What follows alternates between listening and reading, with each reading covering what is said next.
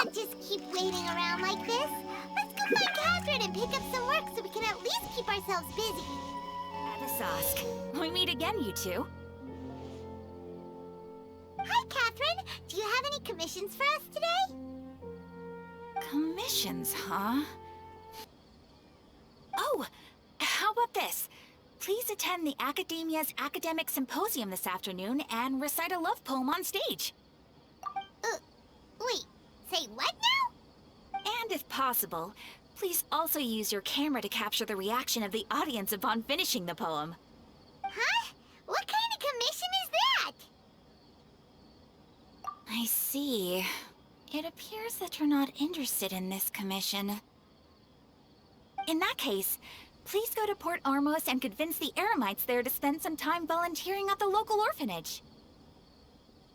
Hey, that's not any better. I'm sure the mercenaries will have some interesting reactions as well. Paimon's gotta ask, just who exactly has been submitting these commissions to the Adventurers Guild? Oh, the commissioner? Well, actually, I just wanted to see the two of you in action. Was it so obvious? I was hoping you would actually take one of those commissions. That kind of chance to observe humans doesn't come by often. Ah, so it's Nahida. Paimon just knew Catherine wouldn't crack those kinds of jokes. When did you get into her head? From when she said, Ad Astra Abysosk. So it's been you this whole time? Are you done resting up, Nahida? Yes. I've been sleeping ever since we parted ways, and I even had a really long dream. It was another dream about the Sub-Zero's festival, except it was a happy one. In my dream, I was sitting in the middle of a flower terrace, and everyone in Sumeru City was holding hands as they danced in circles around me. They danced round and round, and everyone looked really happy. I also got to sit on a gigantic flower carriage. Ferris, the Knight of Flowers, raised me really high above the ground, and I was throwing an endless amount of Yalda candies at the children.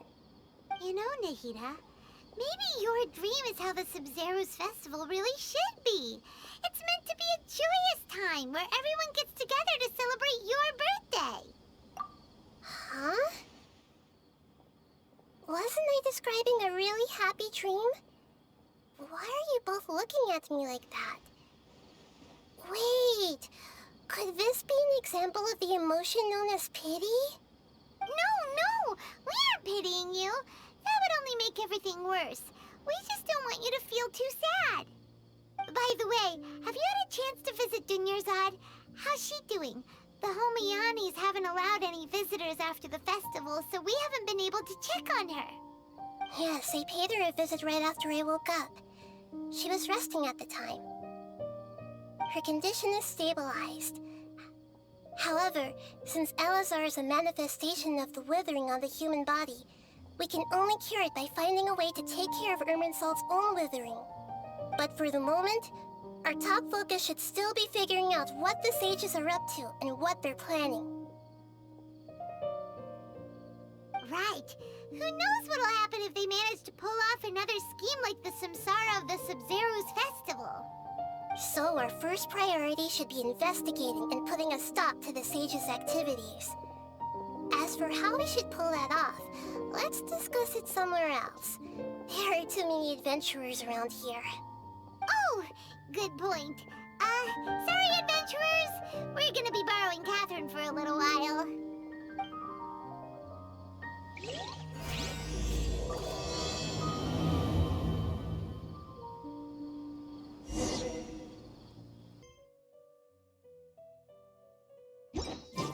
It's all part of the learning process.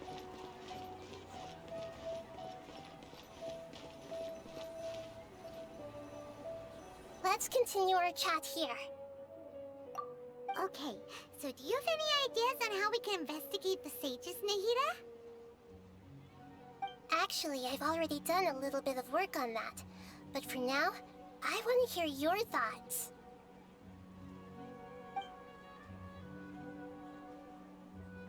We're in the dark as of now.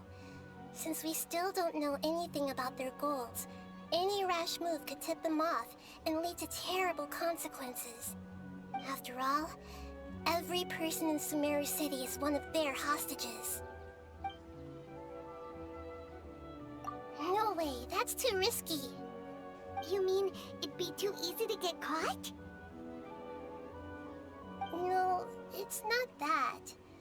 We shouldn't involve innocent students in this. A single mistake could completely ruin their lives. Doing that would be ignoring the safety of my people for my own selfish goals. How is that any different from what the sages are doing? That's a good point. Spoken like the god of Sumero. I've already tried that, but all the key members of the Academia, even the core of 30 guards, intentionally avoid wearing their Akasha terminals. It seems that from the very beginning, they've been guarding against info leaks from the Akasha. Of course, it could also be because they're wary of me. Have you already caught the sage's attention? I'm guessing not yet, but distrusting me would make perfect sense if they've ever paid attention to the urban legends about me. In any case, I probably can't take over their minds directly. Are we really out of ideas? Nahida, you're super smart, so you already have something in mind, right?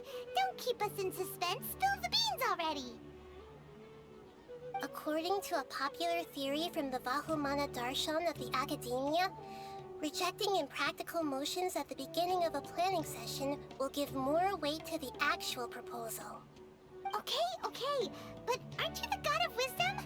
You don't have to use that kind of gimmick to make us take your ideas seriously. Well, I've been thinking that if I can't directly possess the leaders, and if I can't get ordinary people involved, then I should find someone who's already involved, but hasn't decided to side with the sages. You're saying we should recruit a spy? That does sound like it could work. Oh, before coming back, we met someone named Al-Haytham. He seems like he acts alone, and he likes doing stuff behind the Academia's back. They probably aren't in cahoots. Actually, I already have someone in mind. Do you still remember that female scholar named Setaria? Setaria. Paimon remembers now. Isn't she the one who's always trailing behind the Grand Sage of the Academia? We ran into her basically every time the Sub-Zero's festival repeated itself. You could even say we're old enemies by now. Paimon still remembers the smug and mean way she always spoke to Nilou. I've always liked observing all kinds of people, and Setaria has always stood out from the crowd. She was born in the desert and was hailed as their greatest genius. Her academic gifts allowed her special admission into the Academia, and also gave her the opportunity to serve as the sage's assistant. Oh, Paimon didn't know she was from the desert. She must be pretty special then. Paimon feels like most of the desert dwellers around the city are working as mercenaries. The name Setaria means star. When she lived in the desert, she shone like the brightest star in the night sky. Later on, she was chosen by the sun. The star was given a place in the daytime sky to complement the sun's dazzling light. Soon after, the star witnessed the sun scorching the earth, which brought forth many disasters. The star began to waver. Instead of staying beside such a sun, wouldn't it be better to return and light up part of the night sky? But in the end, she couldn't give up the radiance of daytime. To cope with her shame, the star buried her guilt and closed her eyes. From the sound of it, Setaria's just hung up on the research opportunities here.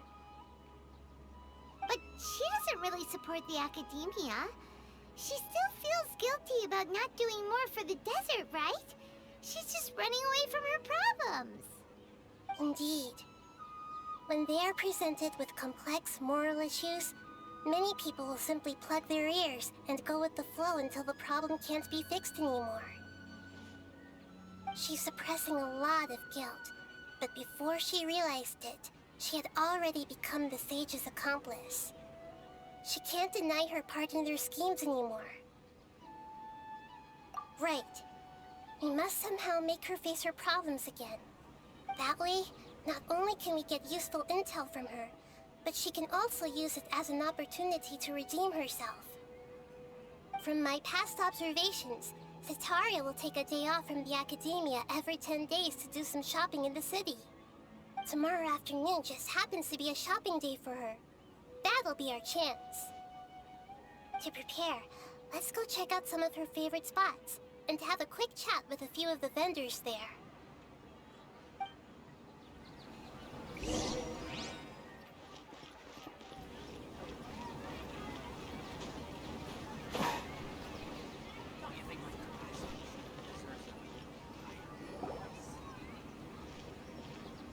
This should be Setaria's favorite fortune-telling spot. So should we ask the fortune teller about Setaria? No, I already have enough information on Setaria. The most important thing now is for you to pay attention to the vendor's talking style and key characteristics. Talking style and key characteristics? My poor lost lambs, have you become troubled over your fates? The divine voice of wisdom often echoes between mine ears. If thou be blessed today by the gods, I may be able to show you the way. Huh? Really?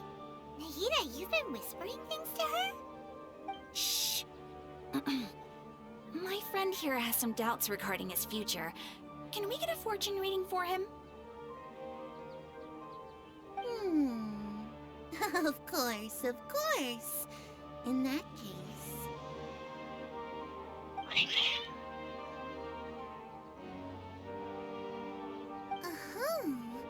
It would seem that Harut and Marut are quite wary of you. Perhaps, at some time in the past, you have somehow offended the gods. Only mocking the god of Animo, questioning the lord of Geo's financial savviness, and brawling with the god of Electro. Do those count? Oh, nothing. Go on, pick an aspect for her to divine. Health prospects, no problem at all.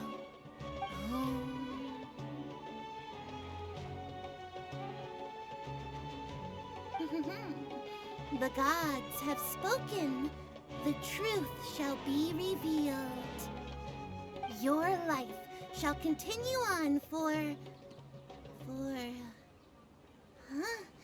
many tens of thousands of years? Impossible. Harut, Marut, did you two spoil my divination? I've never read a fortune so absurd.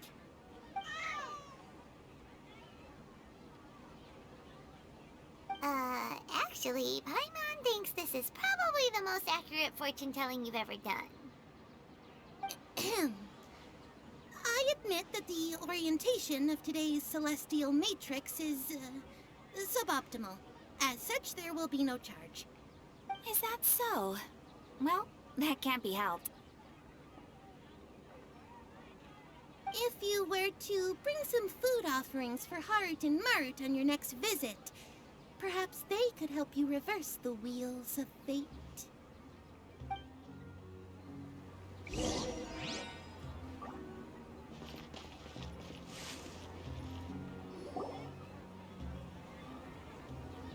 Is this another one of Setaria's favorite stalls?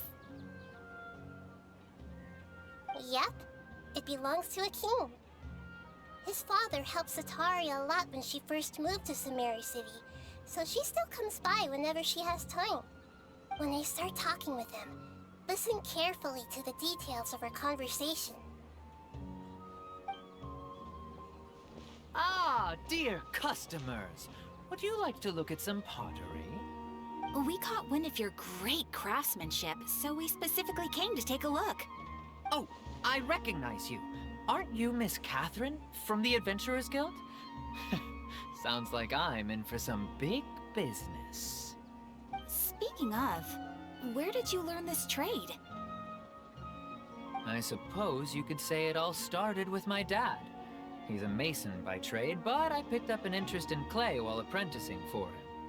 After that, I began making pottery by myself in secret, and I simply changed trades when my works turned out well. Although it's a pity that I'm no longer making much use of the knowledge provided to me by the Akasha. That's nice. You're making a living doing something you love. So is your father still working as a mason? Oh no, not anymore. A few years back, he fell from a roof and broke his leg. Since he had already saved enough mora over all these years, he's just enjoying the retired life in Port Ormos nowadays. I see. We wish him peace and happiness in his retirement. I'll have someone in charge of logistics at the guild come by another day for some goods. We'll leave you to it. Take care now. No problem. Rest easy, all our goods are sure to meet your every need.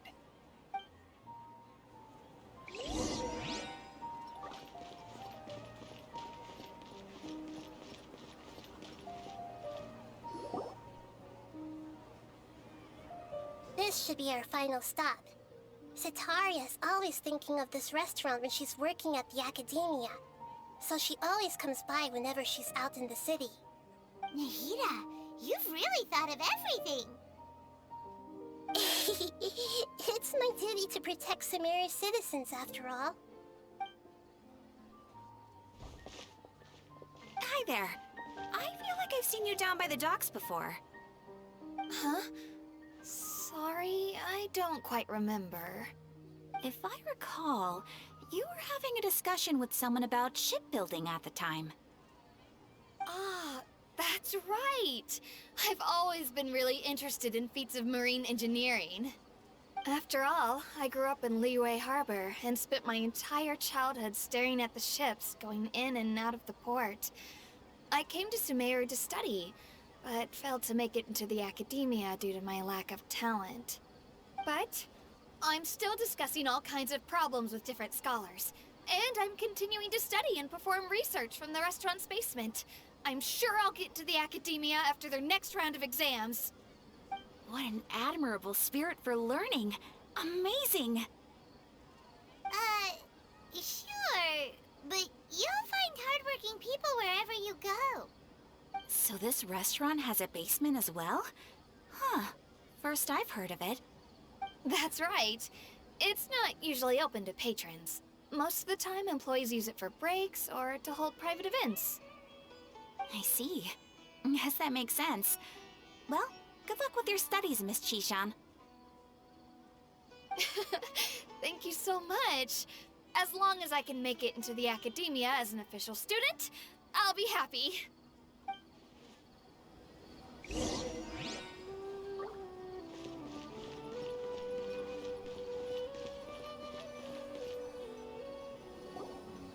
So, was that everybody?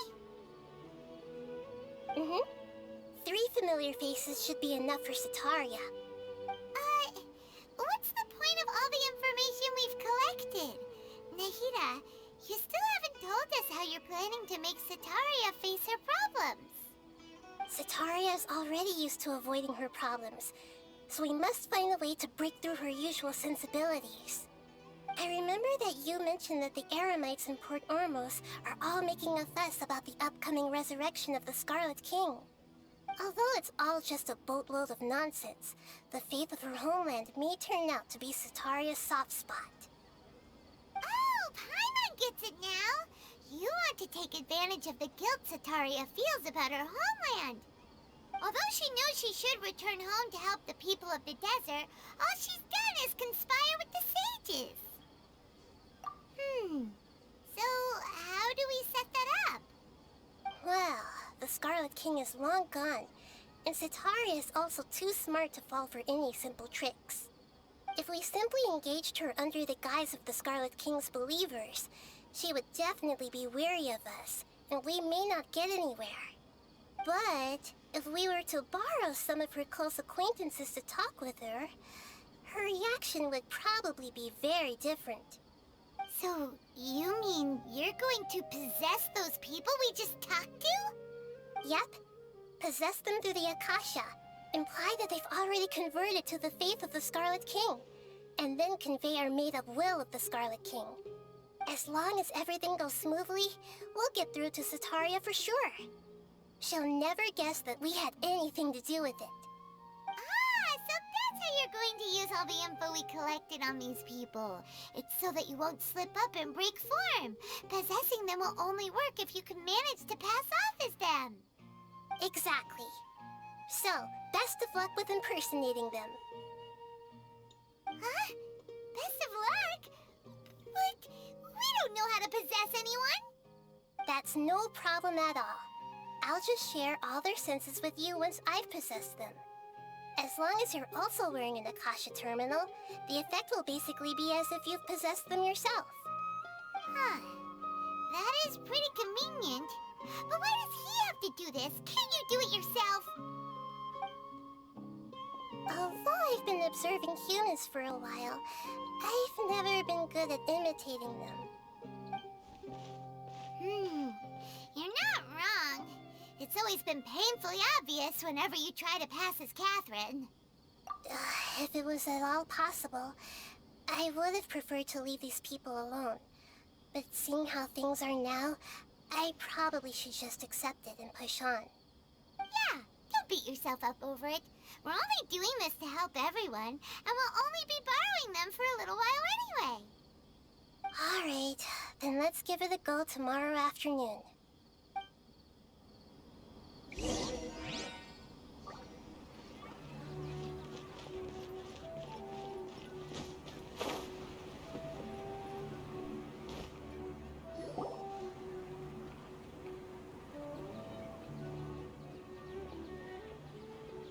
Oh, here she comes. Satari is here.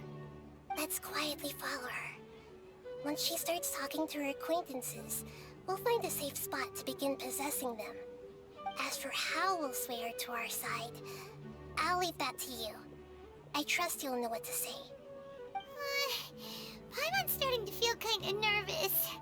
Okay, let's go. Looks like they've already started talking. Let's find a hiding spot and get started.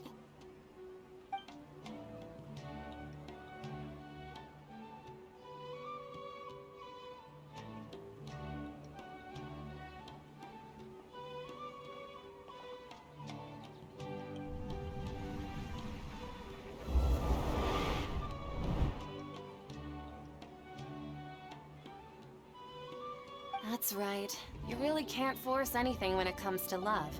And besides, everyone around me has a very different background and outlook. Are you still listening to me, Nabia? Oh, of course I'm listening. You were talking about troubles with your love life, right? I heard everything you said. Okay then. You just seemed a little distracted for a moment there.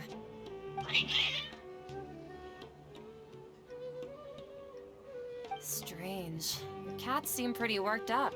Is something wrong? I always thought they were quiet, happy kitties.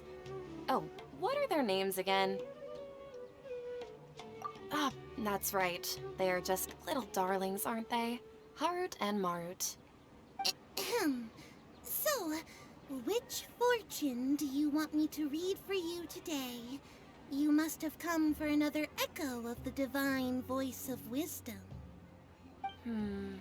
I'd like to get another reading on my love prospects, but to be perfectly honest with you, I feel like I've been a real mess recently.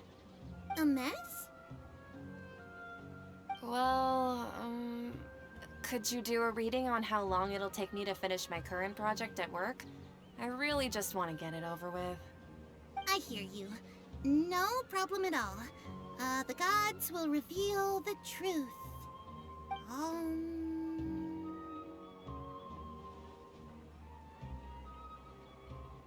The gods are asking, Sataria, why haven't you gone home? Why haven't I gone home? Do The gods really know everything I've been thinking about? Setaria, why don't you just go home? It's a demand now instead of a question. Oh, the gods seem to be truly upset. I'm sorry. I know I failed the gods. Please pass on my most sincere apologies and ask for their divine forgiveness. And, if I may ask, Nabia, is there a specific god who's speaking to you right now?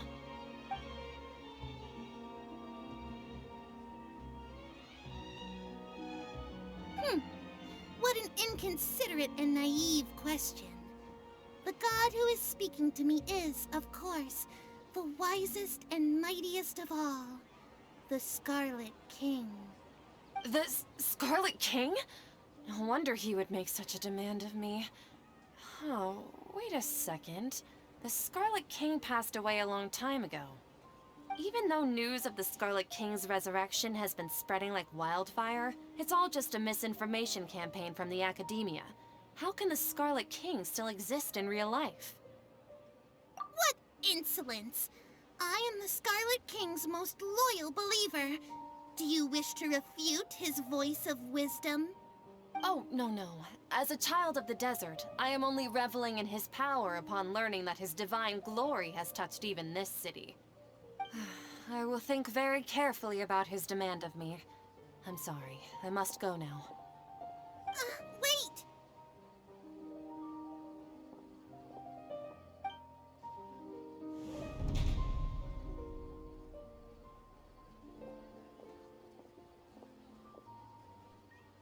Whoa, she just ran off in a hurry. She looked pretty upset, too. Well done. Setaria didn't seem to suspect anything amiss. To have something she's been trying desperately to avoid show up out of nowhere and berate her, that must have shaken her to the core. Aw, Nahida, it seems like you understand human emotions really well after all. All I know are some abstract Harava-taught theories. In any case, my time with you has shown a lot of them to be utterly useless. I'm still trying to make sense of everything. Anyway, enough of that. Let's hurry and catch up to Setaria. He's at Akeem's now, right on cue. Let's get ready to possess him right away.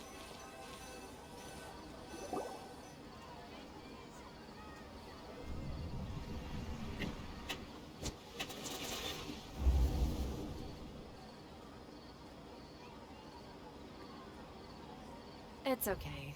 I just got caught up in something. Oh, actually, didn't you ask me to help you look for work? What kind of work were you looking for again?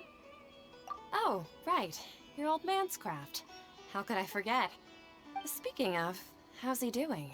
Is he feeling any better? Oh, that's good to hear. I've been thinking a lot about him. If I could get some more time off, I'd love to pay him a visit. Actually, while we're talking about him, is he still living in Port Ormos? Yeah, he's been retired there for a while. If you could find the time, please write him a letter. Please pass on that recently, faith in the Scarlet King has taken root in Port Ormos and has begun to spread across Sumero. He has a quick temper and has always been a devout follower of the dendro-archon. I don't want him to get into a fight with those Scarlet King believers because of a difference in beliefs. Oh? So, who are you siding with in all of this? The Academia or the Scarlet King? I'm so jealous of you.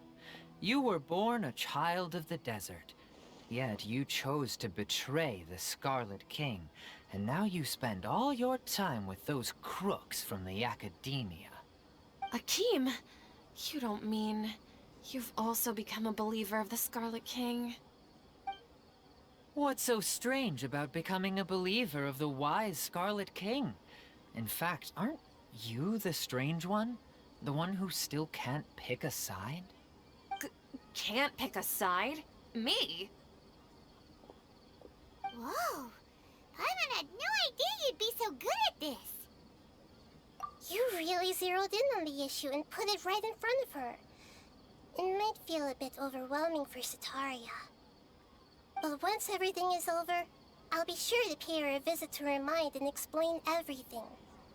Anyway, let's keep going.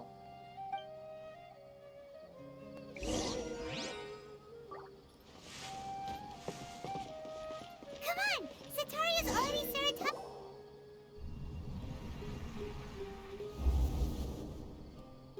So, Shishan, have you noticed anything weird in the city lately? Like, as if someone was trying to preach to you about something? Oh, right. Speaking of strange things, I celebrated the Sub-Zerus festival so many times that I lost count. That was really weird. Wait, how could you be aware of that? That should be impossible. Nothing in the report indicated anything like that. Are you still failing to realize that the Academia's lowly tricks could never deceive all of Sumeru's citizens? Shishan, don't tell me that you've converted to the Scarlet King as well! What an absurd question. You make it sound like I should be ashamed for becoming a believer of the Scarlet King. In reality, shouldn't you be the one who is ashamed? You, who works side by side with the Academia and treated people as nothing more than experimental subjects? Please, please stop! Even now, Sataria's still trying to run from her problems. She can no longer justify everything to herself. Hey, she's trying to talk to the guards! What should we do? This is the most important part of all. Quick, get ready. Mercenary, you're a member of the Corps of 30, correct? Please help me pass a message to the Matcha right away. The situation in the city is getting out of control. Please, try to remain calm, miss. Tell me what's happening in the city. Heretics are infiltrating the city, and they've already converted many residents to their side. Heretics? What kind of heresy are you talking about? The Scarlet King! Many people I know have suddenly started believing in him, but he's long dead. It's impossible. Miss Sataria, nothing is impossible. You know my name? The Scarlet King is immortal, and all who defy him will one day pay the price. You must face the truth, Sataria. You tread a treacherous path, and the longer you ignore it, the tighter the Academia's grasp on you will become, and the deeper you will be ensnared. Child of the Scarlet King, never forget that the desert that belongs to you lies elsewhere. What's so strange about becoming a believer of the wise Scarlet King? In fact, aren't you the strange one? The one who still can't pick a side? What an absurd question. You make it sound like I should be ashamed for becoming a believer of the Scarlet King. Sataria, why haven't you gone home?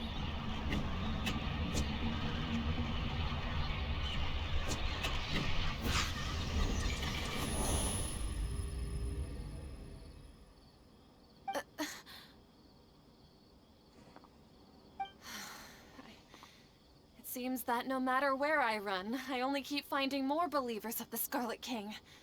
I have to say, this is a familiar feeling. I've also been running from my guilt this whole time. Guilt over my part in the Sage's plans, and from ignoring the letters from the children of my homeland. But no matter how much I may try to ignore or get rid of it, my guilt always comes back. You won't necessarily lose your research opportunities by facing the truth. Besides, did you really want to conduct your research while carrying such heavy feelings of guilt? How do you know me so well? Are you truly just a believer of the Scarlet King? Or are you the god himself?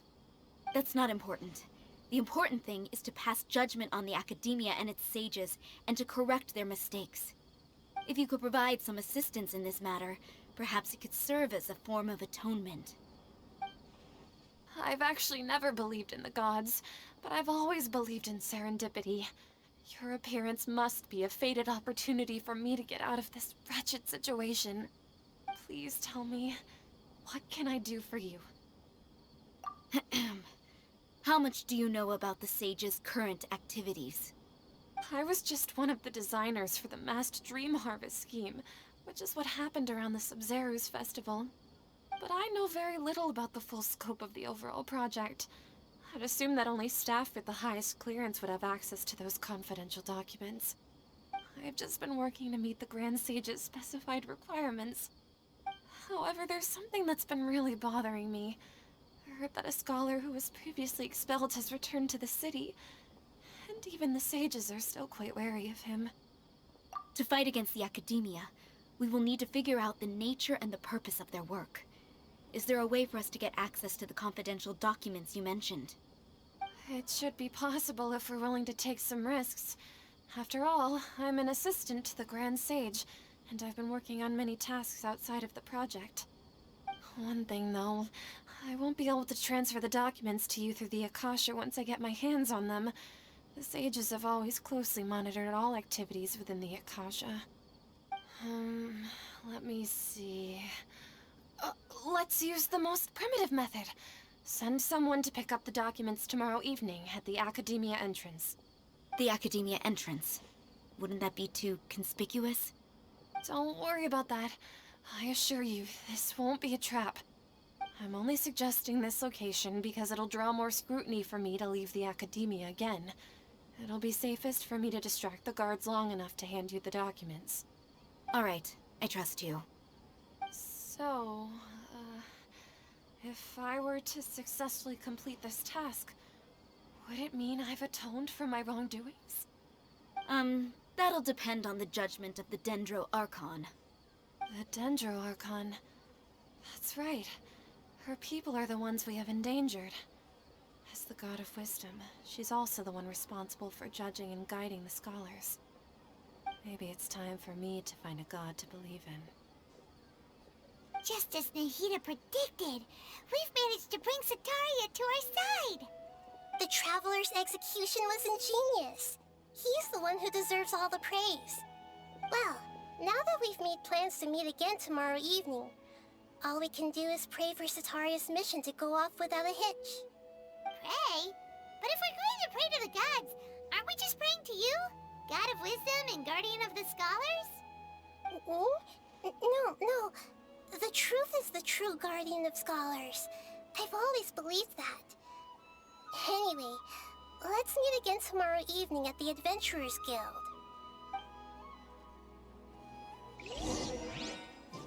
Catherine, we're here! Oh, you are the other Catherine, right? That's right. I suppose I'm the other Catherine in your mind. Shh! We're on a secret mission tonight, so we need to protect Catherine's identity. Yep, Paimon's right. We cannot fully rule out the chance that the meetup tonight is just a trap. If something were to happen, my existence may be the only trump card we'll be able to play. After all, the Academia should still be unable to confirm the existence of my consciousness in the outside world. Yep, exactly, just what Paimon was thinking. Anyway, enough about that. Let's just make sure to be on our guard. Off? What do you feel is off? It's the middle of the night. Of course it's quiet. You're not getting paranoid, are you? No, I think he's right. It really is a lot quieter than usual. If you look around, there seems to be fewer people on the streets. I'm not sure if this is the case for the entire city, though. Huh. Maybe it's just a coincidence. Maybe Sataria figured out a way to not only distract the guards, but also to get everyone to go to sleep early, just so we can exchange the documents in peace. I also can't quite figure out why things feel a little off. But now that we're here, let's go ahead and meet her as we planned. Well, regardless, as long as you're here with us, Paimon feels a little safer.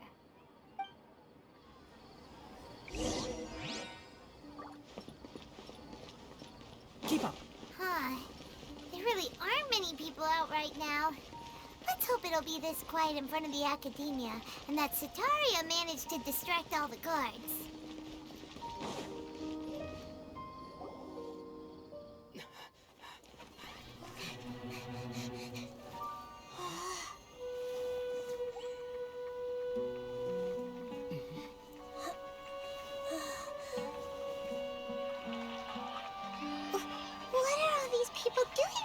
this hour of the night.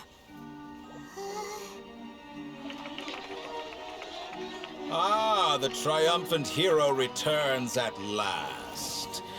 And to a rather spectacular welcome, even if I do say so myself.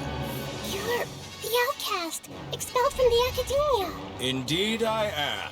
Although these days they tend to call me the Doctor.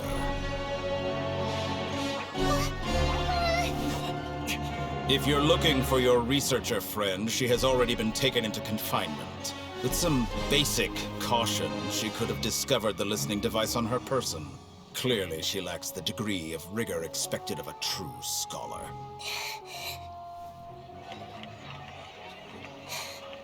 The people of Sumeri City.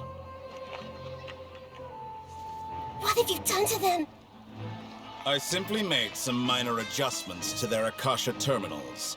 Now they can deposit information directly into the subconscious. As you can see, all these lovely people now believe this traveler is a hero who has just saved the world.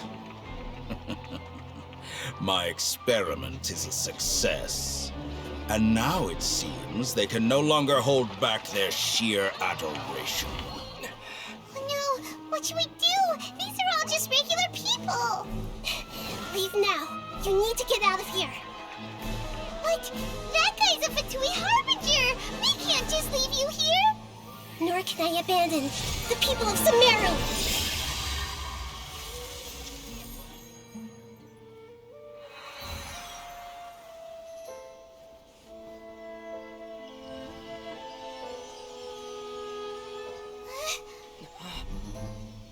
Don't worry.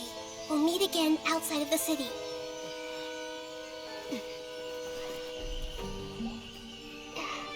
I see. You appear to have overridden their mental faculties with your own consciousness. To possess such a powerful mind, you must be the god of wisdom.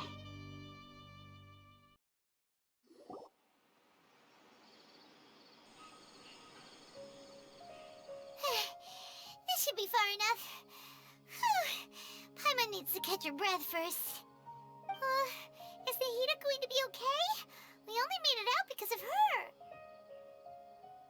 Paimon wasn't counting on running into a new Harbinger here, let alone such a high-ranking one. That guy was number 2. So scary. He called himself the Doctor. Remember, Tighnari told us about him. Sataria did say that someone who once got expelled from the academia came back recently. And that even the sages are wary of him. Yep, sounds like she must have been talking about the Doctor. Yeah, now that the Doctor's in the picture, we're no longer just dealing with the academia. They're in cahoots with the Fatui. But what are the Fatui after this time? Another Gnosis? Yeah, things would be a lot easier with Nahida's help. Nahida said we'll meet again outside of the city. But we can't just keep waiting around, right? You mean... Oh, right! Wasn't he invited by the sages to work on some project when we were staying with him in the Vidia forest? That has to be the same project. Even though he turned it down at the time, he might still know something. There's no time to lose. Let's go to Gandharvaville.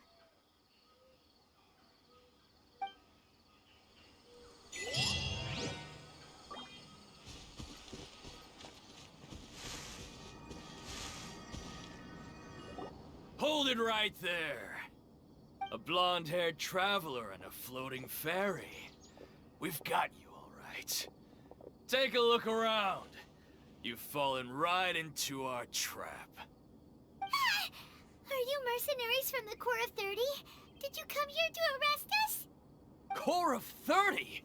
We're nothing like those government lapdogs who don't even get scraps for their work.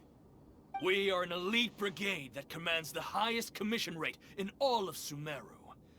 We're here on the orders of a client known only as the Outcast.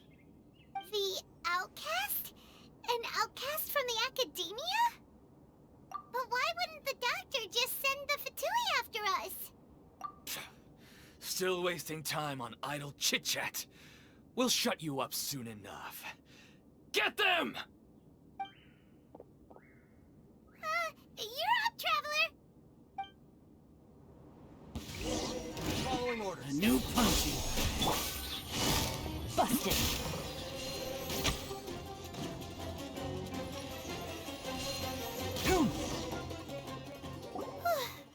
That was pretty rough.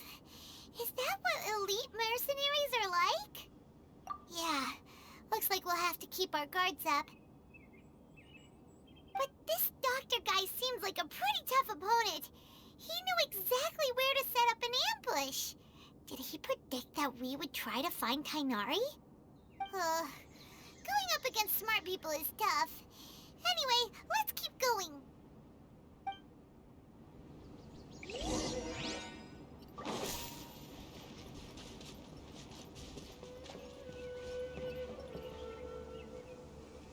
Oh, it's the Traveler and Paimon.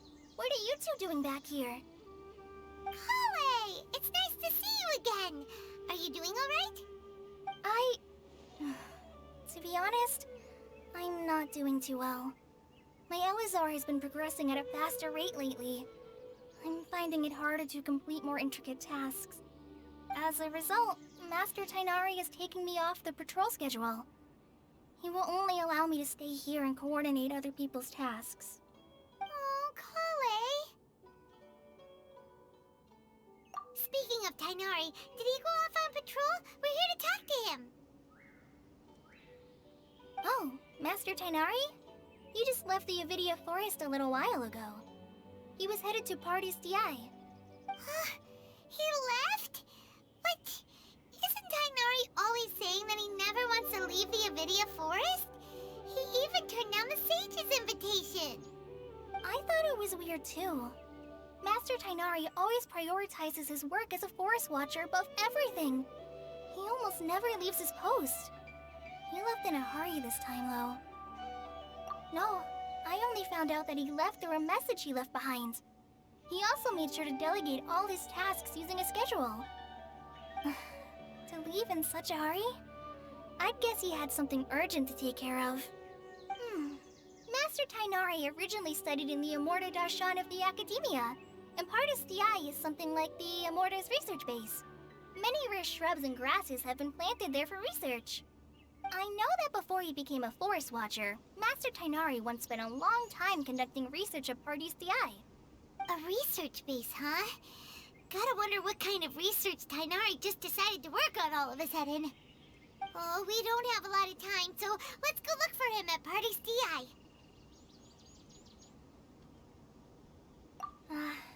Don't worry. I'm fine.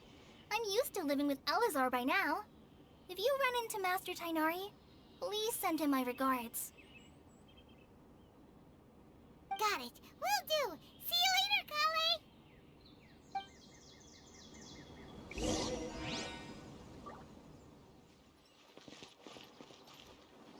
Wait! Look who it is!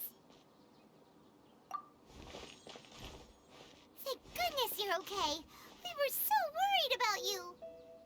Hey, this was supposed to be a touching reunion, but you're ruining the moment. Actually, it's very smart of the Traveler to be wary of me right now. After all, the Doctor has shown that his technology can apparently even control human minds. Plus, it's not like you could have known what happened after we split up and I was facing the Doctor by myself. Even a pool of stagnant water after a torrential storm can occasionally pass as a patch of sky. Paimon feels like only the real Nahida could come up with such an obscure analogy. Huh? But I wasn't trying to win your trust or anything. All I wanted was to clarify my point. Well, we understand that point now. Please, Nahida, tell us more about what happened. Are those poor people all right? When you left, I was still in the middle of restoring everyone's minds. Thankfully, when the Doctor mentioned depositing information into the subconscious, he didn't mean engraving information into their minds. Instead, he did something closer to creating hallucinations. that was still within my power to fix. Luckily, I managed to finish my restorations and mind jump away from him just as he was about to capture me. Whew. What a relief. The doctor sure pulled out some hidden cards, but good thing we had Nahida with us. I wouldn't be relieved just yet. I gave away my true identity when I restored everyone's minds, which means we've lost another one of our trump cards. Also, the doctor is already an expert at modifying Akasha terminals. Maybe it's only a matter of time until he captures my consciousness inside the Akasha. Would that mean you'd no longer be able to jump between minds? Then how do we stop him? He's still at the academia, so it's possible he already started messing with the Akasha. Ugh, it feels like he's toying with us. What a nasty piece of work. Plus, the doctor's combat ability alone is apparently enough to make him worthy of being number 2 of the Fatui. We shouldn't give up hope just yet. Let's try to find another way to attack this problem. Actually, Nahida, how did you know we were trying to get to Party's DI? Have you been waiting for us? Yes, I have. I can see the Traveler's elemental energy, so I deduced your destination by looking at the direction you were moving in. You didn't come here for sightseeing, right? Did you find any leads? We're looking for a scholar we know. His name is Tainari, and the sages once tried to reach out to him. Why don't you come inside with us and see what we can find? Okay, let's just hope we won't get him into trouble.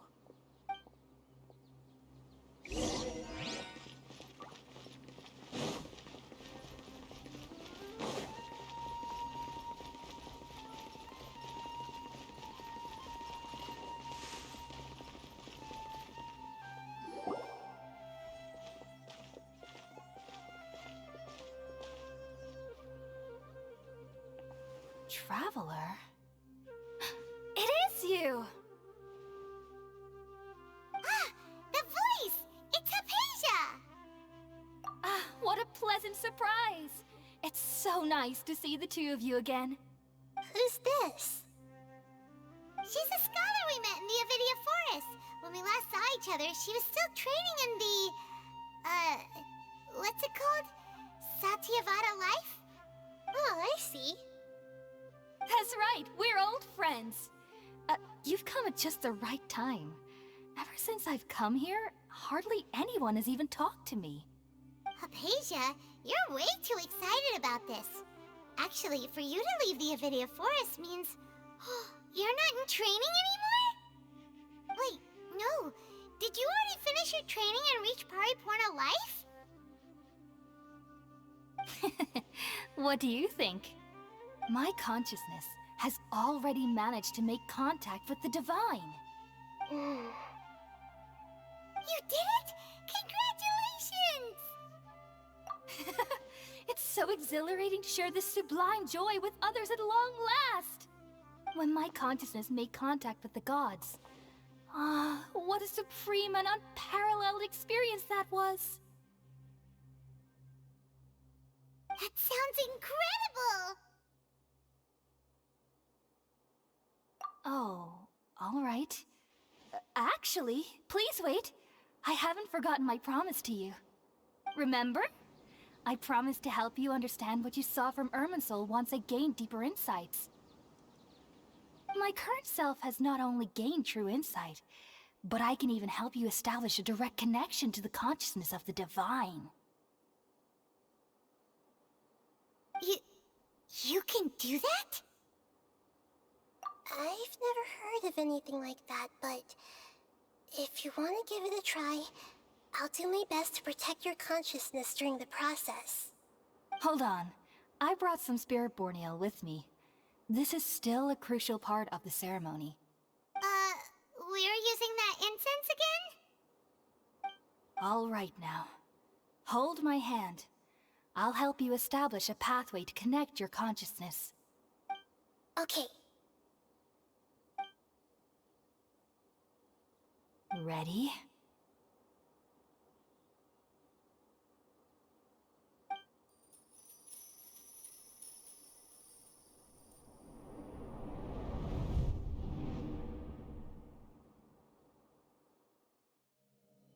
It took 3 betrayals for me to finally understand. The world is just an elaborate tapestry of lies. My fury will never be quelled. The first to betray me was a god. My creator. My mother. Valuing strength above all, she saw no worth in me and I was discarded. The second was a human. My family. My friend. Consumed by fear, he saw me as an abomination. The third was one exactly like me. A hope for the future. A fledgling barely out of the nest. Powerless before his mortality, he broke his promise to me. Humans, they can't be trusted. And the gods fill me with pure loathing. So I said good riddance. I denounced the world and laugh in its face. My chest will never again be defiled by worldly filth. I will scrub away every last trace of human emotion. Then it will be empty, a blank slate, and ready to receive a supreme gnosis, brimming with pure divinity.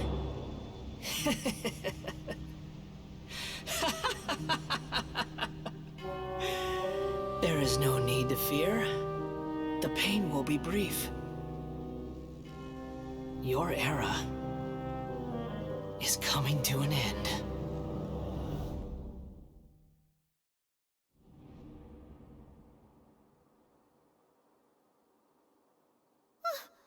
What was that? Did we actually just see the Balladier's memories? Everything matches what we know about him. But how is he connected to the divine consciousness that Hypatia was talking about? You saw it, right? You felt it, right? Such a majestic god! Such a noble will! Such sublime emotion! Alas, shame. If only that which beats within my chest wasn't a filthy mortal heart. Oh, great and merciful God! Please grant me forgiveness and salvation! Do you understand now? I'm afraid this is no Puripurna life, but rather... Ah! You! Why are you so mean to me? Why is everyone hiding from me? I found divine wisdom. Shouldn't I receive praise and honor?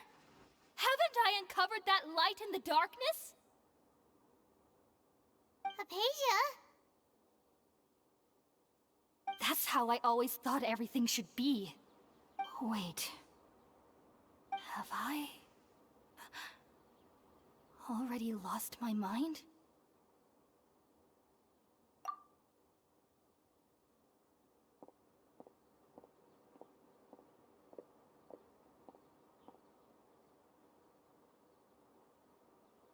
Wait, something isn't right.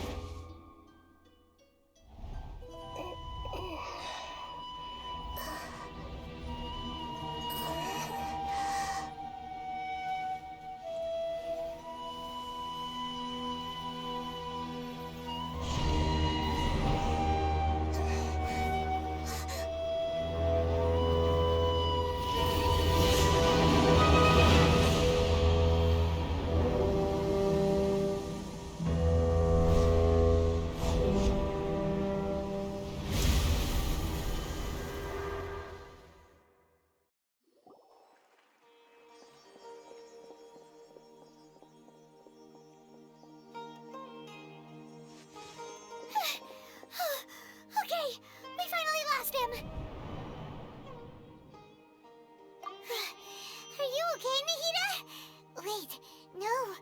Something feels different. You're back! Oh, the Traveler's back? Nahida was controlling your body for a while. It seemed like she jumped over to you as an emergency measure right before the Catherine puppet was destroyed. After that, Tainari heard the commotion and came over. He helped us defeat the mercenaries and then he ran with us all the way here. What? You swapped places? You mean your consciousness also went into Nahida's body? Wait, then where is Nahida's consciousness? Where is she now? I never imagined that an individual's consciousness could be transferred around like this. Had I not seen it with my own eyes, I would have never believed it. I don't think this can be achieved with current human technology. Also, while we were running, the consciousness in your body told me to pass on a message. She said, "The doctor has found a way to trap my consciousness, so I can't journey with you anymore. But even in a moonless night, a shower of starlight can still drown out illusions and lies." Oh no! Nahida's trapped in the sanctuary of Surasthana for good this time. Was that message all she left for us? It's pretty vague. Oh, that makes sense. Since the doctor captured her, she won't be able to say anything without him knowing. She's being extra careful. Even in a moonless night, a shower of starlight can still drown out illusions and lies. Huh. Paimon knows the moon illusions and lies are from the alchemical divination at the Sub-Zero's festival. Didn't Nahida use a starlight analogy before? It had something to do with Sataria. Oh, that makes a lot of sense. Huh.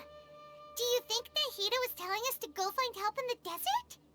But she isn't with us anymore. Think we'll be okay? Paimon, you said Sanctuary of Surasthana. Does this mean that this Nahida you're talking about, the consciousness who was occupying the Traveler's body, is the dendro-archon? Your guess is correct, but the situation's a bit complicated, so it's really hard for us to explain right now. That's all right. A scholar's curiosity doesn't need to be appeased right away. As for the complicated nature of the situation, safe to say I have witnessed that for myself. I've spent some time with you, and it looks like the dendro-archon's also on your side, so I trust you. Thank you, Tainari. Oh, actually, we came here to ask you a question. What do you know about the project that the sages have been working on? Ah, that. While I was indeed invited to join that project, the sages were always secretive about its scope and goals, so I eventually declined. All I know is that that project has something to do with the restoration of Irminsul. Huh? Did you see something when you were in Nahida's body? What? Do you have any evidence?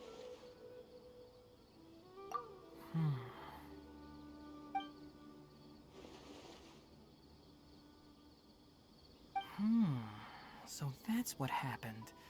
That explains why Hypatia's symptoms were different from those of the other scholars who went mad. It's because she made contact with the consciousness of a new god who is still in the process of being born. Tainari, did you leave the Avidia Forest because of Hypatia? I did. I noticed Hypatia's mental anomalies, but since her symptoms were rather atypical, I secretly took her to Pardes Dii and began searching for a way to return her to her normal self. If I didn't take action, Hypatia would have already been taken by the Matra to the desert, doomed to a life of exile at Aru village. Now that you mention it, I knew the Academia has never thought particularly highly of Lesser Lord Kusanali, but I still didn't expect them to do something as arrogant as creating a new god. Looks like I made the right decision by not accepting their invitation. The Doctor and the Balladeer. We have 2 Fatui Harbingers in Sumero. Sounds like we're in for a bad time. From your description, I don't think they've completed their project. There may still be room for us to intervene. But then, what is the connection between creating a new god and restoring Irminsul? Yeah, it feels like we're still nowhere close to figuring out the sage's goals. Right, we've pretty much gone over everything we need to know, so we should head out. How about you, Tighnari? What are you going to do? I'll stay here for now. I still want to try a few more things to help Hypatia. If you're planning to go into the desert, start by heading for Caravan Rabat. That'll be your fastest route. Come find me here if there's anything else I can do to help. May the spirit of wisdom go with you. Thanks, Tighnari. Hopefully Hypatia will feel better soon. We're off then.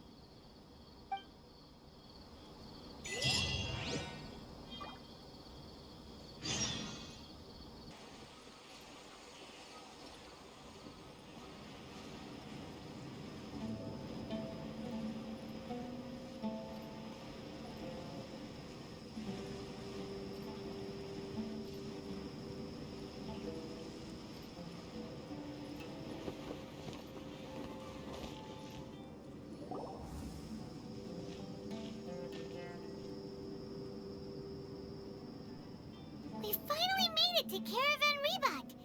It's pretty lively here. So, just past this wall is the desert, huh? Oh, wow. Paimon remembers hearing people call this the Wall of Samiel. It's made to block sandstorms from the outside. Oh, if it's this tall, it's gotta be the divine work of Greater Lord Rukkhadevata, right?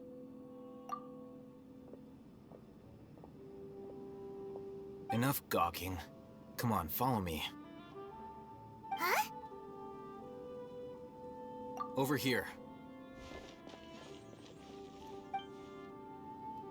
Oh, Hatham went that way! Let's hurry up and follow him. Wonder what he's up to.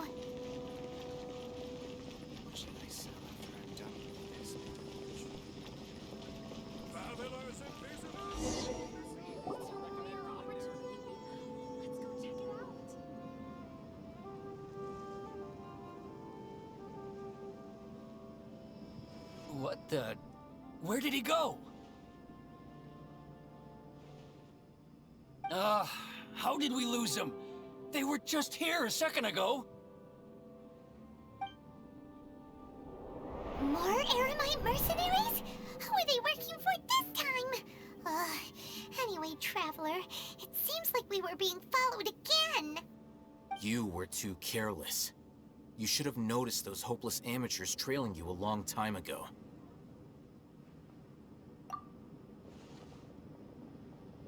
There's no need to thank me. I've never cared to keep track of personal favors. All I did was correct a mistake I happened to come across. It's a habit I developed at the Academia. You really gave Paimon a scare, Al-Hatham. We never thought we'd run into you here. Last time we met at Port Ormos, didn't you say you were going back to the Academia? Wait, don't tell Paimon that you're here to take us back on their orders!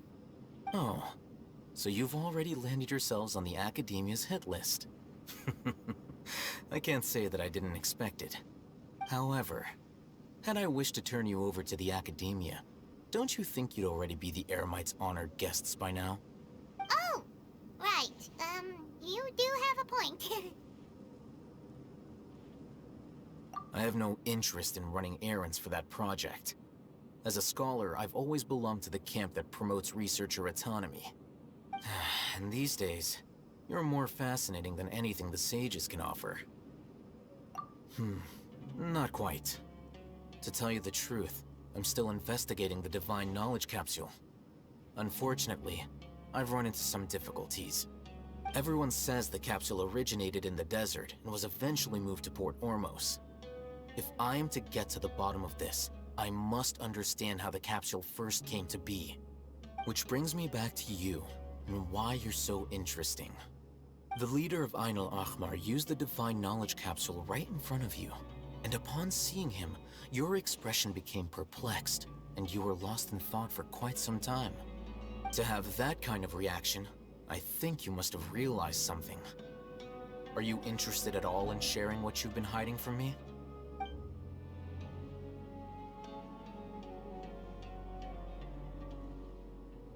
Alhaitham, you really have a ridiculous eye for detail. What kind of person even notices or remembers stuff like that? So that's your answer. Well, I do work for the Academia after all. So considering that, it is indeed wise to keep your cards close to your chest. But that does prove you do have some undisclosed information about the Divine Knowledge Capsule. Am I right? No matter.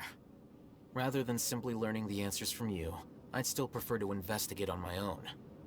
Speaking of, you two are also headed to the desert? That's right! We have the same plan as you! But we don't really have any concrete goals at the moment. Then I'd suggest starting with Aru Village. It's the largest settlement in the desert, so it'll probably have more resources and intel than anywhere else. Well, would you like to head there together? It's always better to travel with someone you know. Let's go!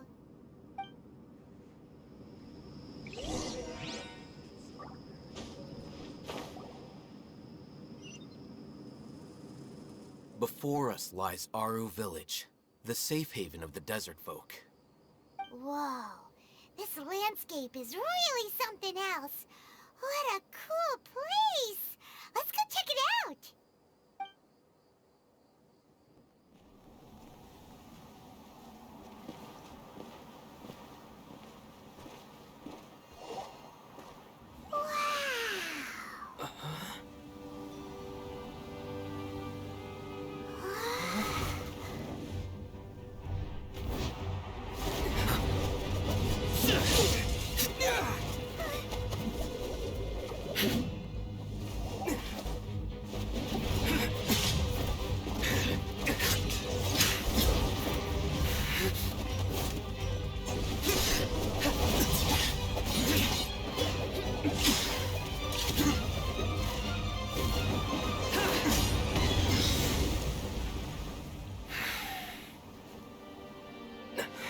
Sayno.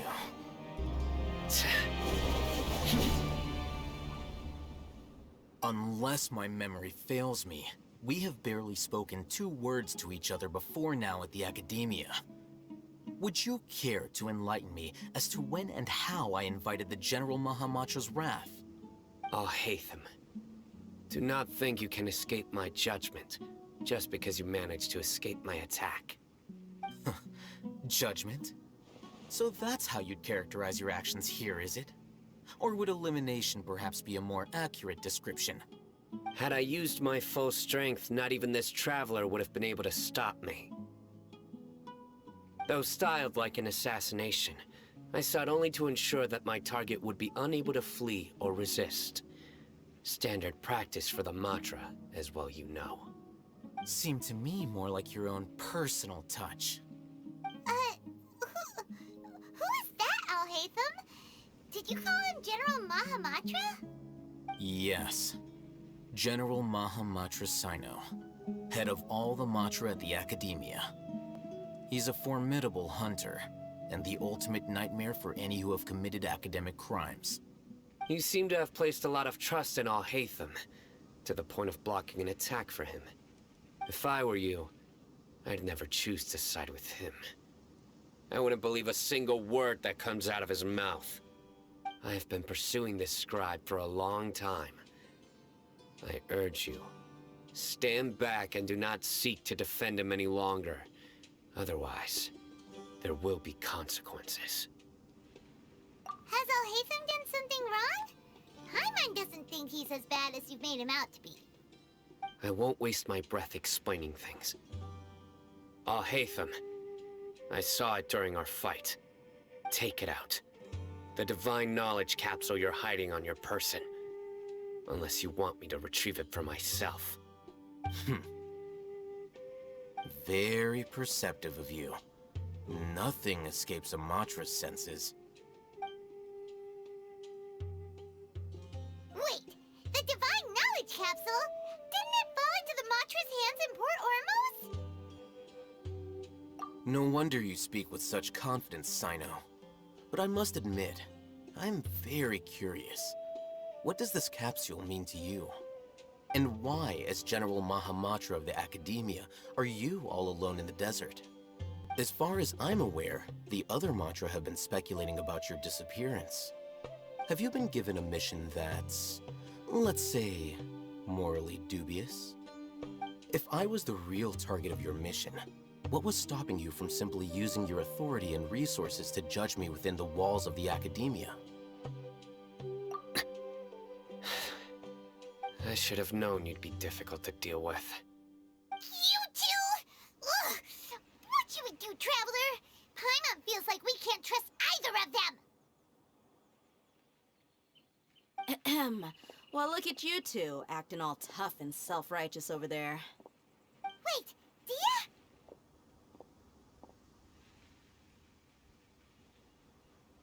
Great! Finally, someone that we can trust!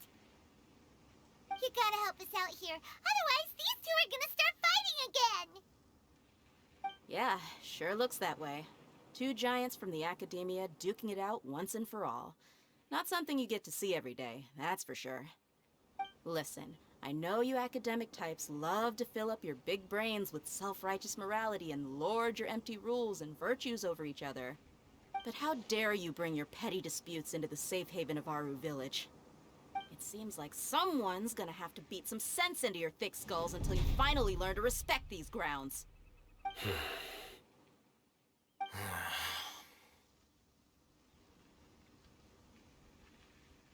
Hey, did either of you hear a word I just said?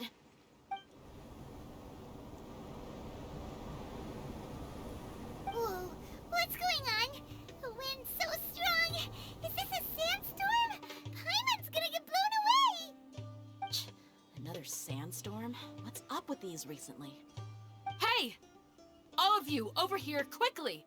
We have to take cover! Someone's calling for us! Oh, this wind is too strong! Let's get over there! That sounded like Candace. Come on, you two. Jeez, are all of you Academia folks such hard work? Move it! All right, stop yelling.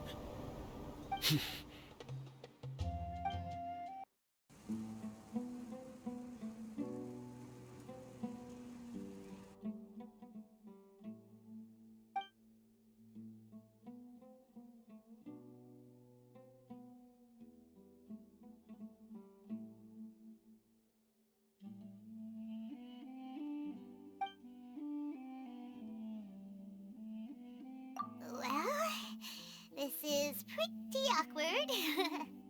Hey, wanna play sardines with three people who wanna tear each other limb from limb? Sure, why not? Sounds fun.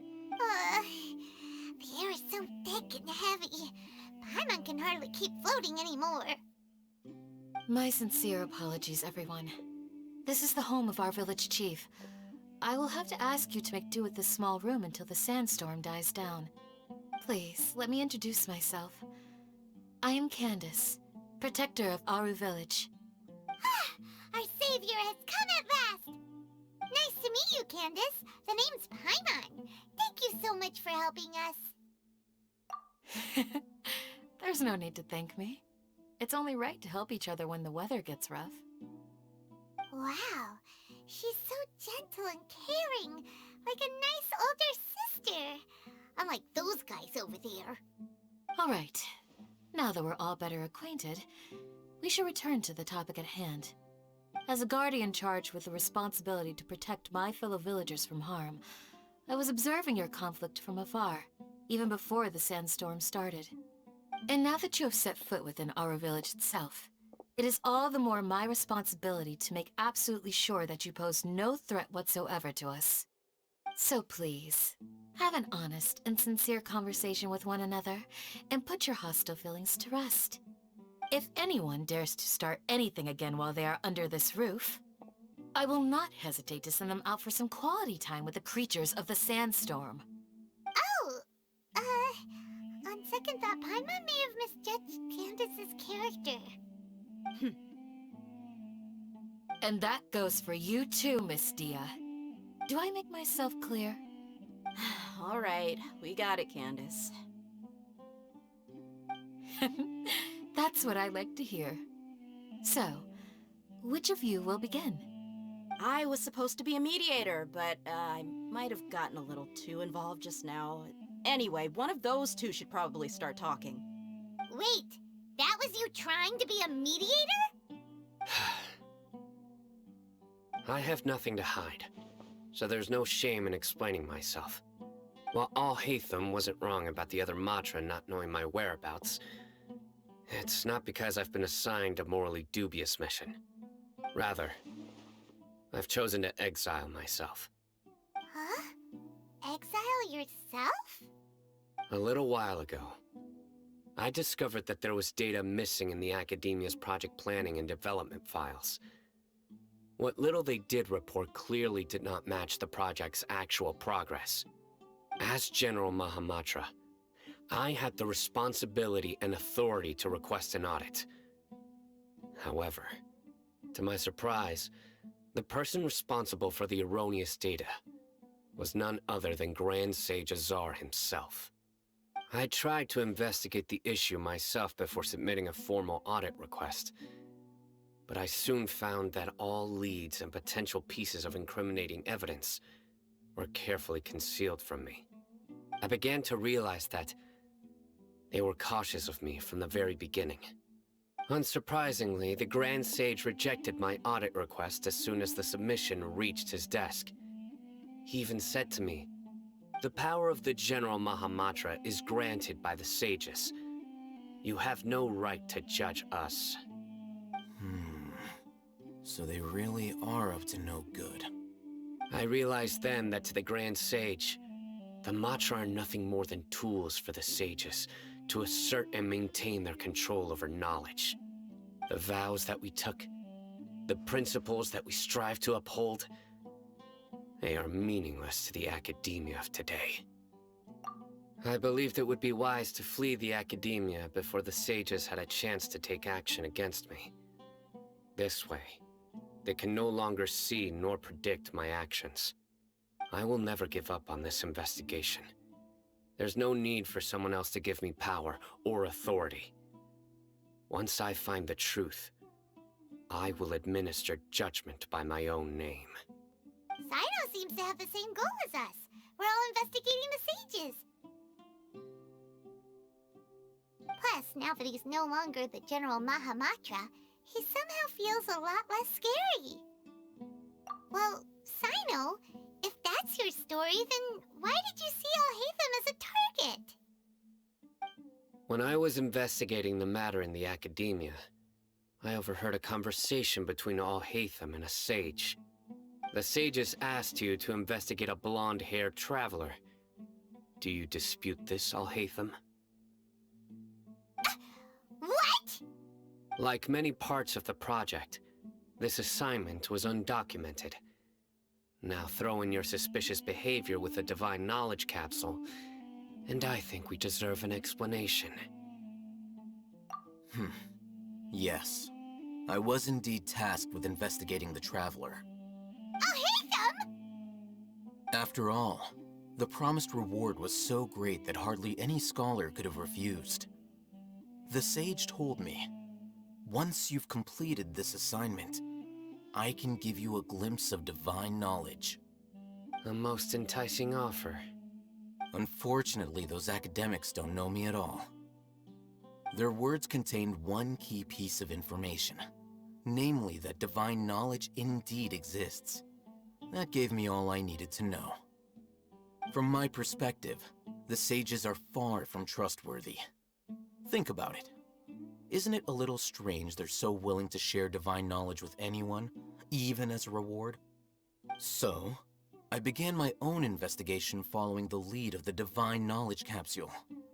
In the end, I realized my wisdom in committing to this rather than collaborating with the sages.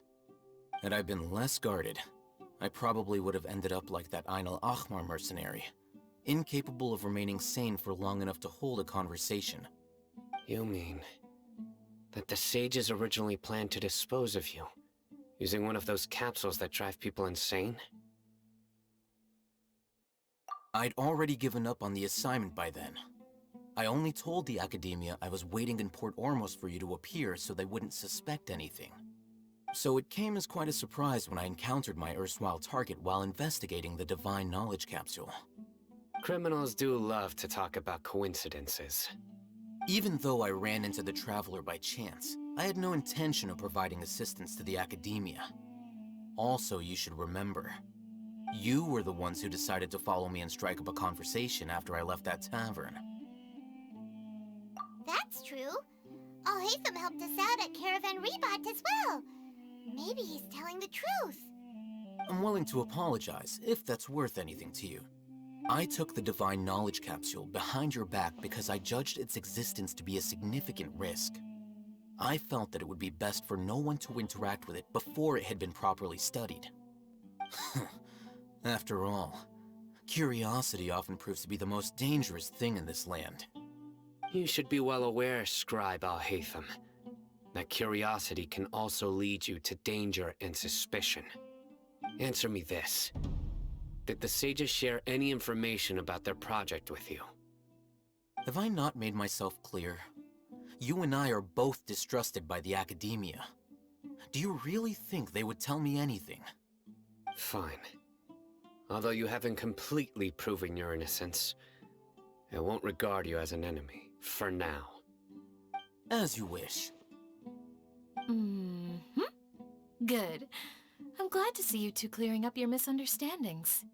And now you, Dia. I believe it's your turn. Oh, sorry. Whatever the boys were talking about must have been so boring that I spaced out. My situation is pretty straightforward. My employer, Dunyarzad of the Homayani family, is friends with the Traveler and is currently recovering from her illness at home. I had nothing going on, so I decided to return to our village for a visit. I was actually looking forward to a pretty exciting time getting back together with everyone here. But then I saw these two random guys in the middle of a pointless argument. It ticked me off, and things went downhill from there. Is that all? Well, I will admit that definitely sounds like your style. In that case, welcome back, Dia. That's more like it. I missed you all so much, Candace.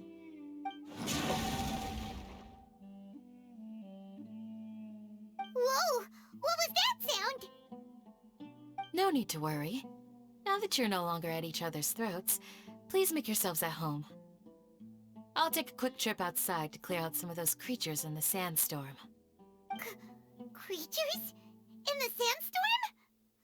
Are you sure you don't want some backup?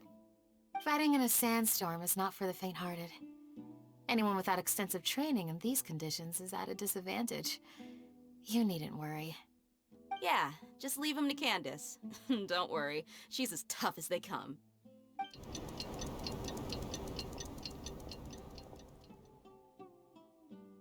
The winds died down. That means the sandstorm's over, right? Candace still isn't back yet, though. Is she alright? Maybe we should go out and check on her. When you put it that way, even I'm starting to feel a little worried. Alright, let's go. We've been here long enough, and the boys are as chatty as the floor.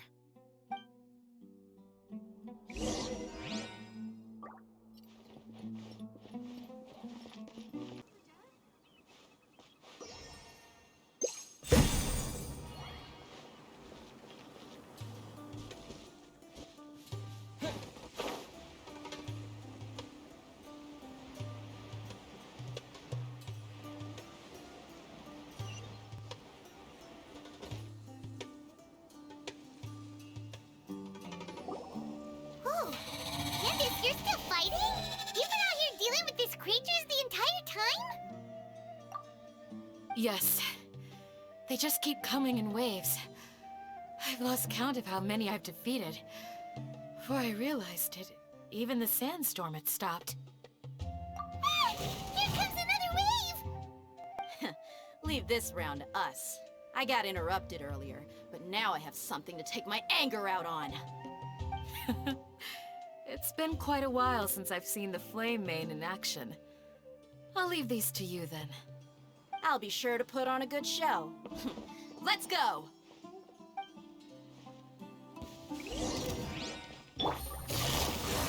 Watch them! I'll uproot you!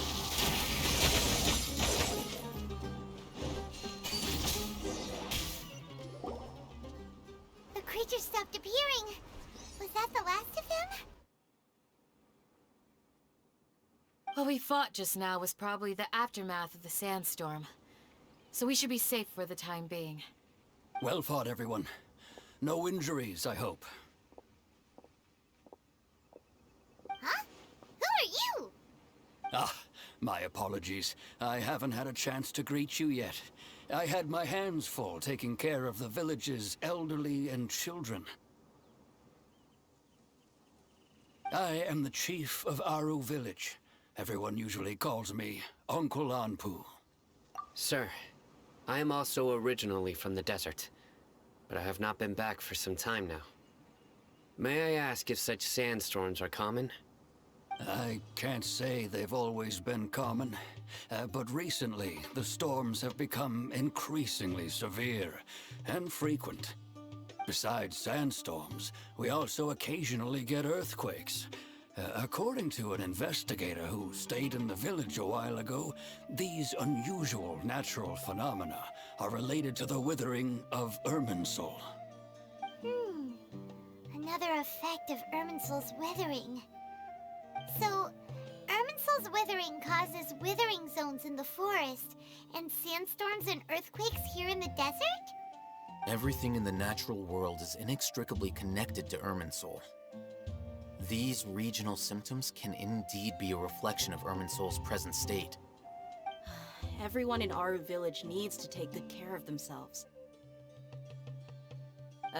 Speaking of which, why haven't I seen a single village keeper since I got here? Village keeper? Who are they? Village guards like Candace? Does your curiosity know no bounds? Village Keeper is how Aru village refers to mad scholars exiled here by the academia. Most of them are scholars who lost their sanity after a period of training in the Avidia forest. The academia believes that their crazed mutterings may have a negative effect on the psyches of other scholars. So, they're forcibly exiled to the desert. Though if you ask me, it's all a boatload of nonsense. Alas, that's exactly what we've been trying to investigate. One by one, the village keepers have been mysteriously disappearing without a trace. But no one in the village has ever seen them leave. If you're planning to stay around the village for the next few days, I'd appreciate it if you could keep an eye out for them. I've had encounters with those people in the past. I'll see what I can do to help. The Matra are the ones responsible for their exile. Now that you're no longer with them, are you trying to alleviate your guilt and atone for your past sins? I'm fascinated by how you think. Mock me if you will, but if you are guilty, I will eliminate you, regardless of my position or identity. Oh, you're the former General Mahamatra. You must be an expert in these kinds of investigations. Thank you for your help. Is it because you're reminded of Hypatia? Oh, these poor scholars. First they lose their sanity, now this! We need to help get them back home, safe and sound. But, is it really a good idea to tag along with Cyno? You seem like you really don't trust him. I'll be grateful for the assistance. No doubt you will do a better job than some of my former subordinates. Let's start by finding a spot to share what we know so far.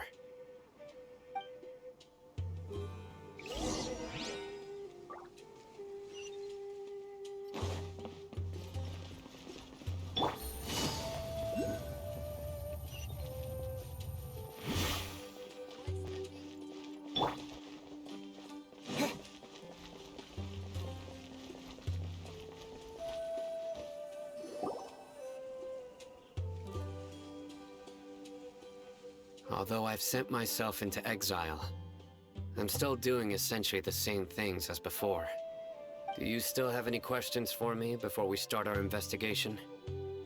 One of my former subordinates told me that this title has its origins in a strange incident. The Academia has long exiled mad scholars to Aru Village. A mysterious phenomenon exists here. When mad scholars first arrive, they are as incoherent and deranged as before.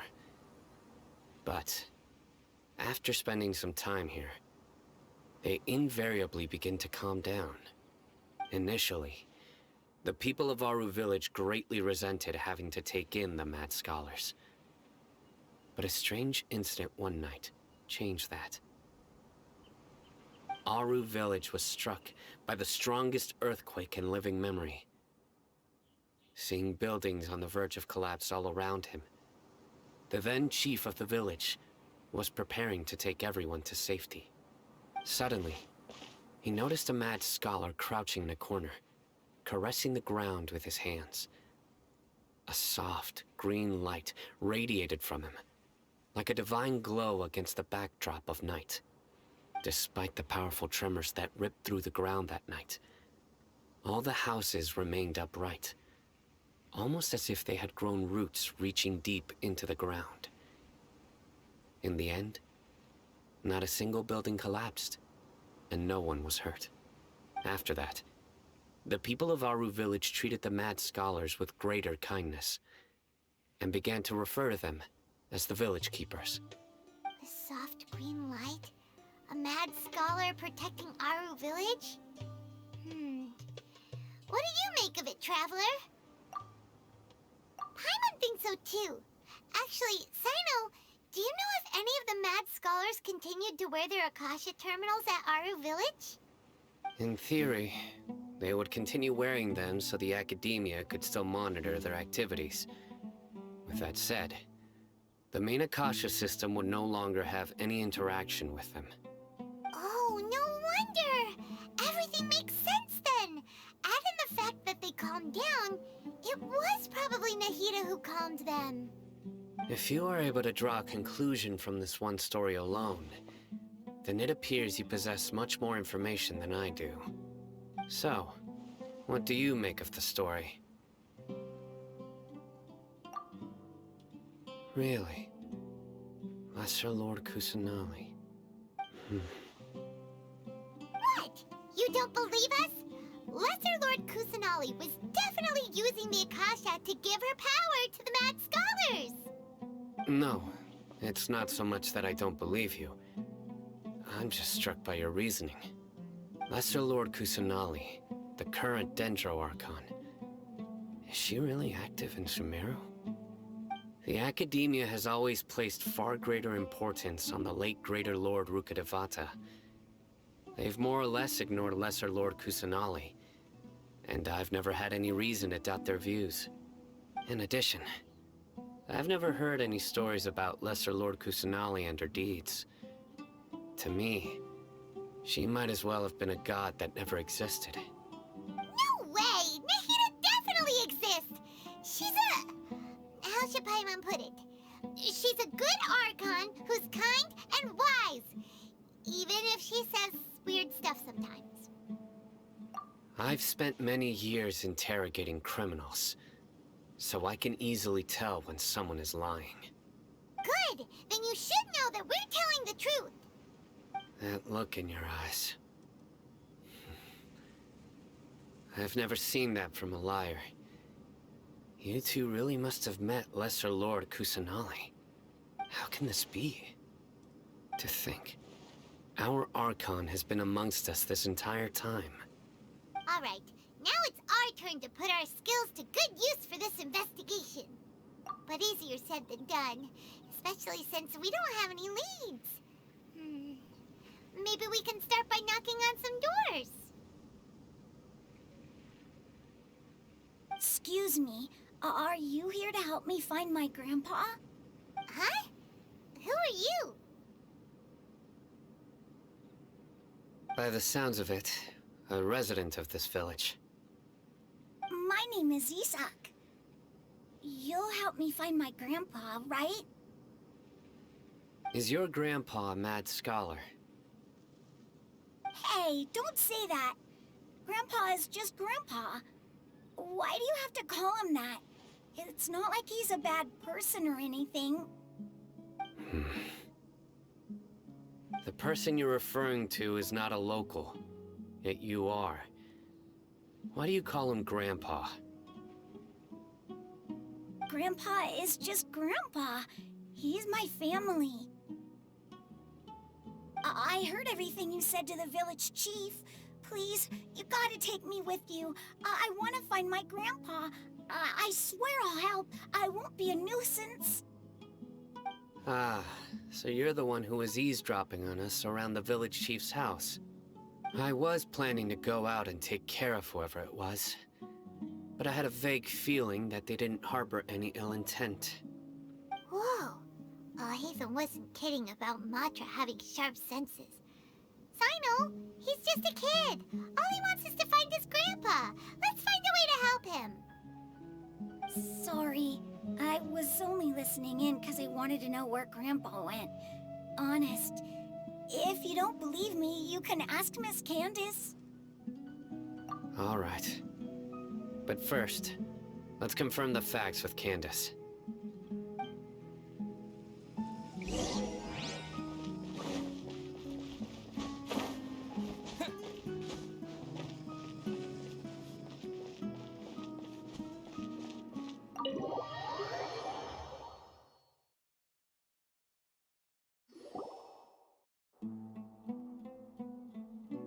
Cyno is super vigilant. Is this what all the Matra are like? Ah, you're back already. We just wanted to confirm something with you. Do you know a boy by the name of Isak?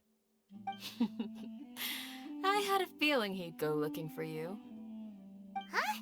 You knew this would happen? Yes.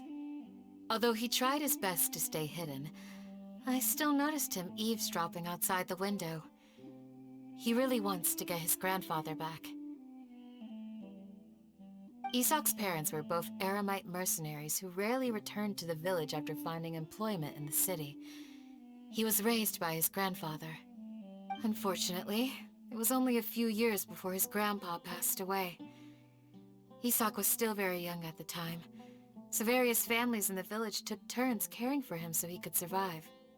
Later, an elderly mad scholar arrived at the village. Isak thought the scholar bore a striking resemblance to his grandfather, and thus often spied on the man. However, the scholar was unkempt in appearance and incoherent in speech. Although Isak referred to the man as his grandpa, he was afraid and didn't dare to approach him. One summer night, the oft mumbling and bumbling grandpa suddenly calmed down and seemed to become more lucid. He even noticed Isak hiding in the distance.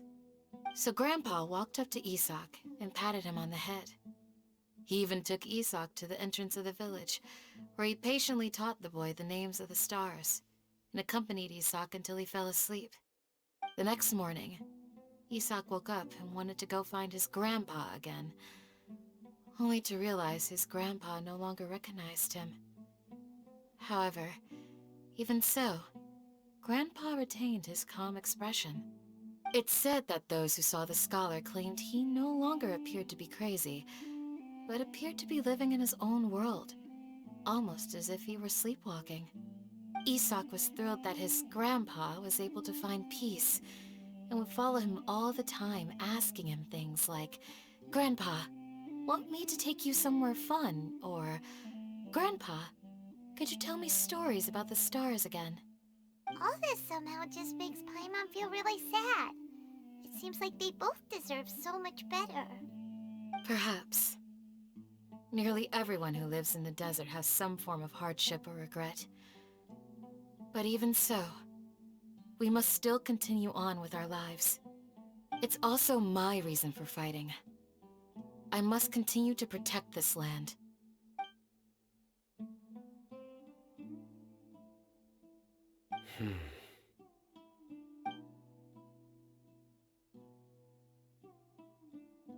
Maybe the people have always had a considerate god watching over them.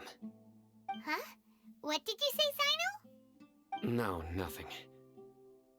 as long as Esau keeps his word and doesn't get in our way, we can take him along. Perhaps you are more compassionate than I gave you credit for. Please accept my thanks on Isak's behalf, Cyno. Hey, Isak! Oh, it's you guys! We've cleared everything up. Let's go find your grandpa. Really? Wow! Thank you so much! Yeah!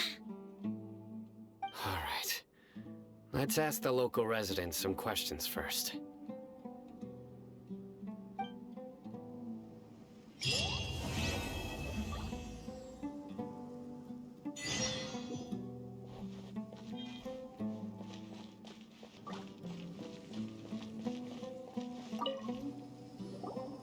Excuse me, did you happen to see where the missing scholars went? You mean the village keepers? Oh, let me think. When I was eating dinner the other day, I saw one of them by the side of the road, muttering away and eating mushrooms and tree roots.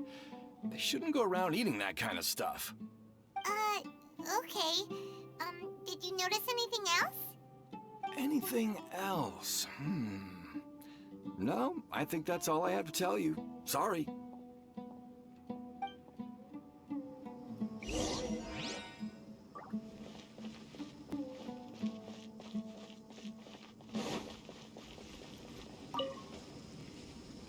The scholars that have gone missing, have you seen them? Those eyes. Those fierce eyes. You look like a real fighter. Don't change the subject. Right. You were asking about the the mad scholars. I think it's been a few days since I last saw them. I usually go to bed pretty early, so I'm not too familiar with what goes on at night. But honestly, I feel quite sympathetic towards them. Even though they act a little strange, they've helped me in the past. If it weren't for them, my house would have collapsed long ago. Do you also think Grandpa and the others are good people? Grandpa? Oh, hello there. It's little Isak. You mean that nice man who looks like your grandpa's long-lost twin, right? He was actually the one who protected my house. I saw it with my own eyes. He happened to be staying near my house that day and was doing something with his hands on the ground. It still feels pretty surreal now that I think back on it. Did someone teach them how to do that? Well, whatever the case, I'll always be thankful to him and whoever taught him to look out for others. I'm pretty sure that if I ever went mad, I wouldn't be able to do anything like that. Gotcha. Thank you.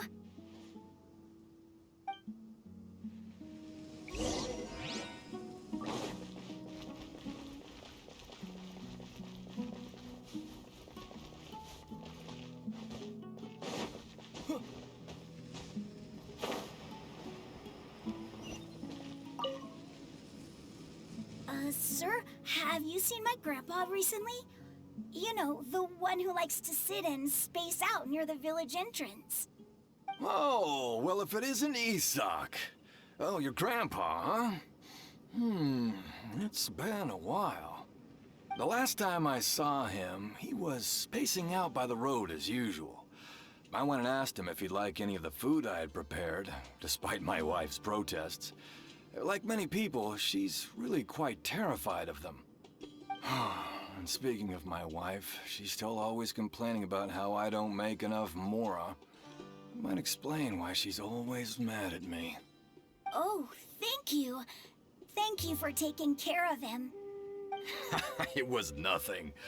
You're looking for him, right? Did he go for a walk and get lost?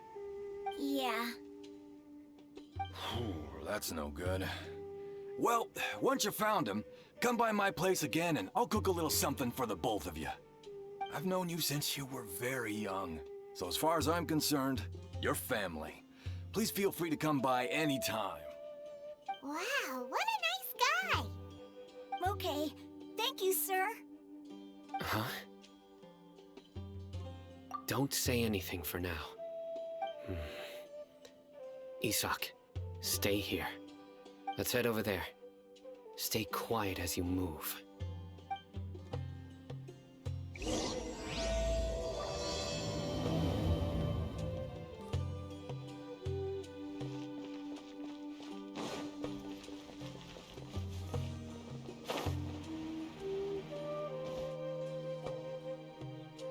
Listen, see if you can make out what they're saying.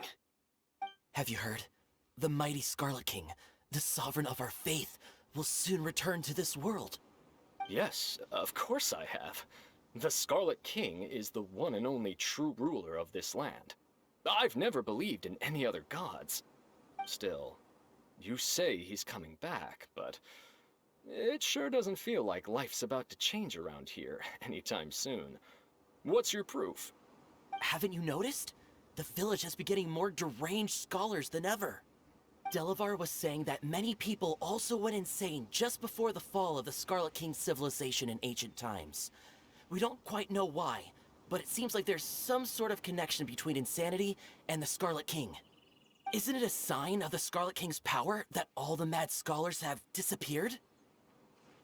If you ask me, they must have been chosen as the final sacrifice for the Scarlet King's resurrection.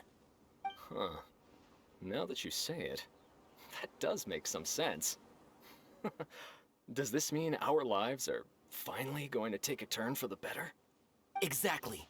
Those city folks will get what's coming to them. Now, repeat everything you've just said from the very beginning. Huh? Who are you? Where did you come from? My patience is running thin. You heard what I asked.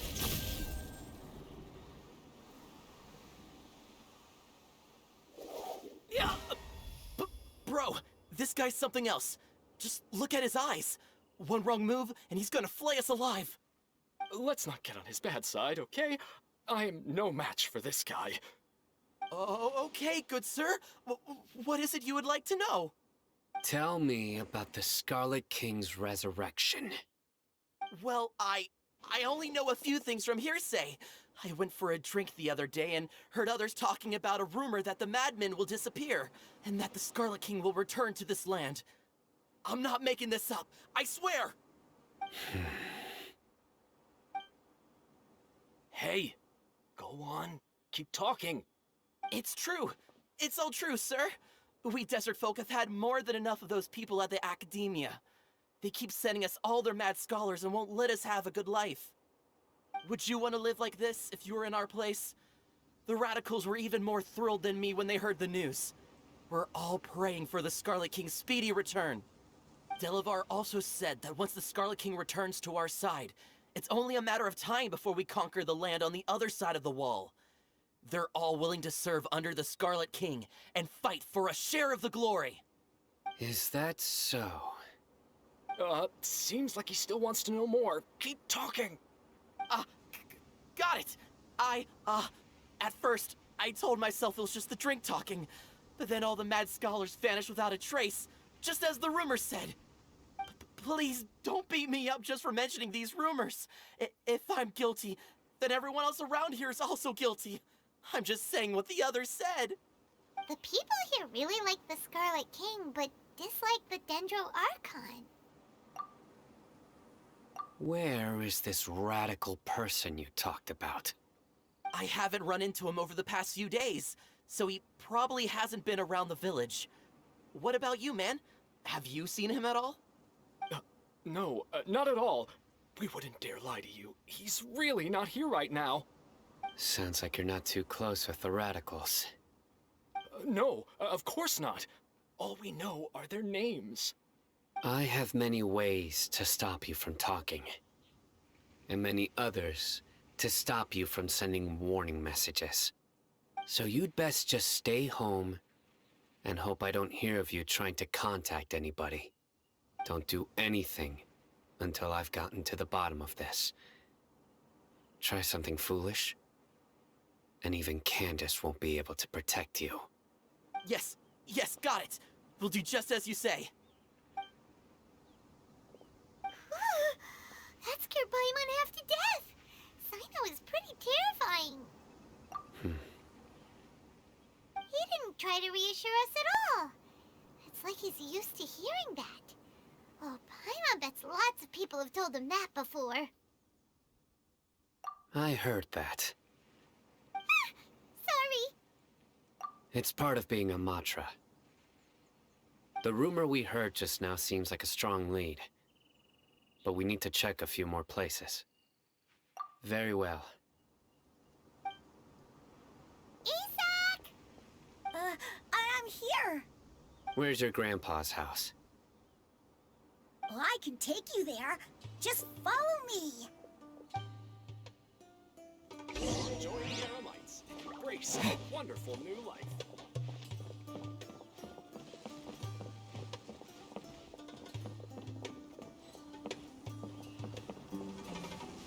Grandpa, he likes to be alone. Sometimes he stares at the sky in a daze, and other times he just pokes at the ground with his fingers. Every now and then, he yells out at the top of his lungs, so a lot of people are really scared of him. But he's a good person, really. I know he is. I swear, he's just like my real grandpa.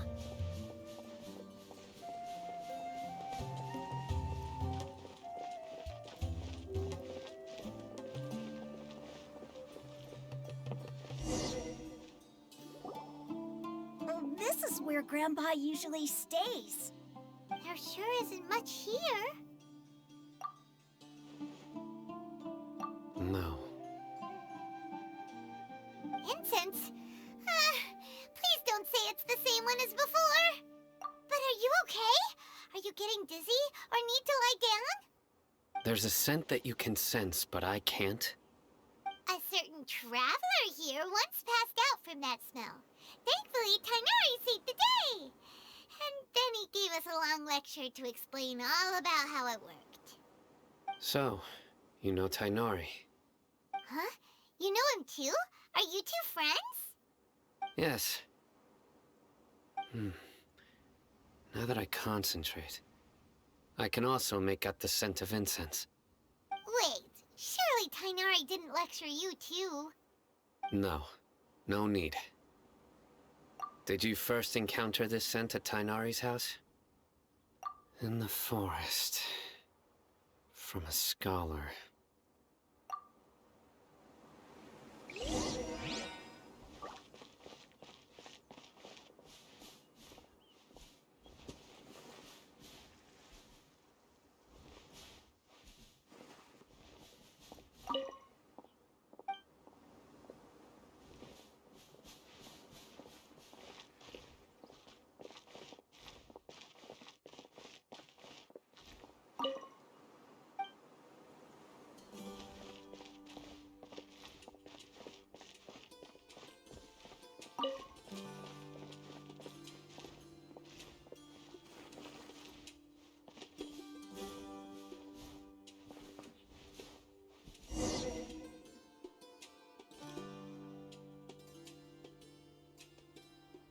What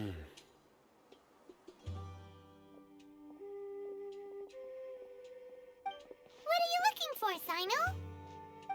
Here it is. Take a look right here. Paimon doesn't see anything. Although the traces have been completely buried in the sand, there are footprints here. From the size and shape, they belong to an adult male. This pattern is a common one from this area. Local shoes. This was probably someone from the village. The scent is quite faint, but still extant. The footprints head in the direction of the door. But who would come looking for Grandpa? He doesn't have any friends. We'd have to ask whoever lured him away with the incense. Huh? So you can lure someone away with just a scent? Hey! What's wrong with liking good food? Everyone's got something they love in life. Exactly. Most scholars are fond of incense, since the smell supposedly helps them clear their minds and discover new knowledge. Even deep within the clutches of madness, they still yearn for their knowledge-seeking days, and will follow the scent whenever it presents itself. No, Grandpa. So, someone's taking advantage of their weakness? Huh. Are the rumors really true? Could the disappearance of all the mad scholars have something to do with the radicals? It's highly likely. Please, you have to save my Grandpa. Grandpa's never done anything wrong. Please help him. Sounds like we'd better help get him back. Don't you worry, Isak. We won't let whoever took him get away with it. Let's head to Aru Village and inform Candace and the others about what we learned here. After that, we'll set off to find the scholars.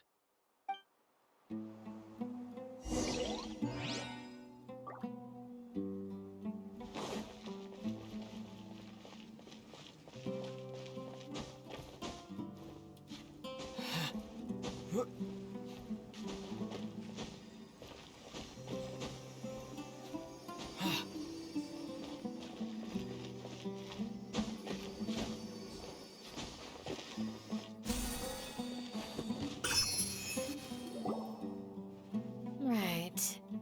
The darker fabric definitely looks a lot better. That'd be my choice, too. We're back, Candace! We've got a lot to tell you. Ah, welcome back. Sounds like everyone's friends already. Oh, Dia's here too! You bet. So, everything goes smoothly? Reasonably. Alhaitham didn't go with you? We haven't seen him at all. Huh. I saw him around the village entrance earlier and figured he was investigating with you. I guess he must have gone off on his own. Did you find out anything useful?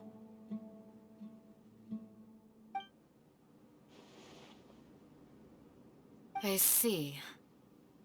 So someone used a kind of incense to lead the exiled scholars away from the village.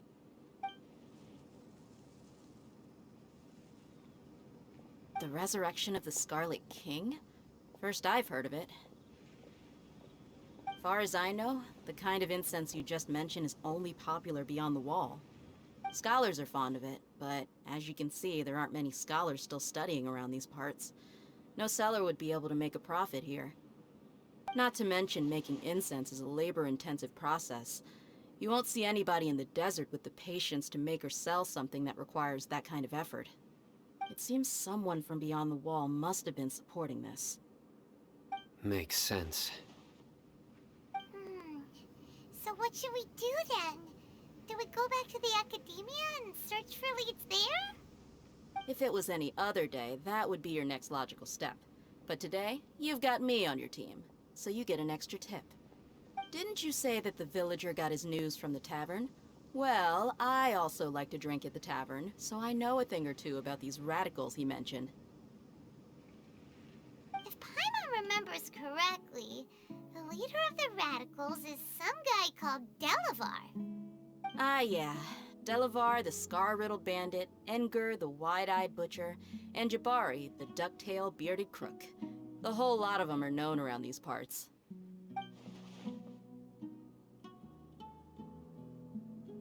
These guys have one thing in common, and that's being broke. The rougher life gets, the more they want to believe in the Scarlet King. Way they see it, the Scarlet King's resurrection is their only chance at overthrowing the academia. Throwing all of Sumeru into chaos is the only way to change the way of life here in the desert. Anyway, that's my guess why they've chosen to become radicals. Tia! You're amazing! You really know this place inside and out!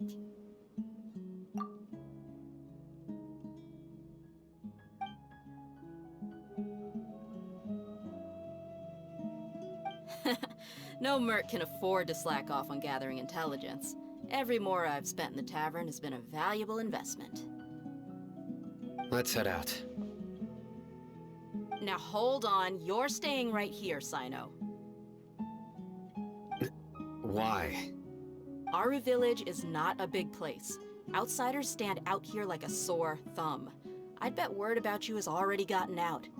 The desert is unforgiving, so the way of life here is also a lot tougher than on the outside of the wall. You survive on making connections out here. Compared to you, mercs like me are just third-rate amateurs. I've got no actual fighting skills to speak of, but that also makes it a whole lot easier for me to gain the locals' trust.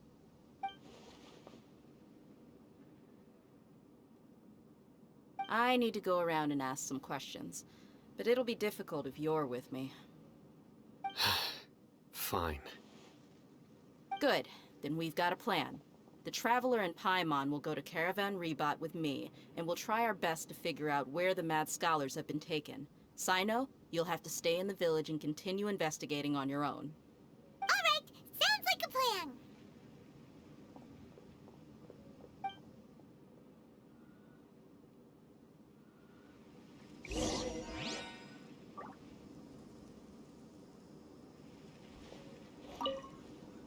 Cyno, please don't take offense. I'm sure Dia just wants to help everyone solve their problem as quickly as possible. That's why she can be so straightforward at times. I don't mind. Ah, I see. Well, from the way you were staring out into the distance, I thought you might have been mulling over Dia's words. No, I'm used to being treated that way. It's natural to fear strength. I take no objection to it.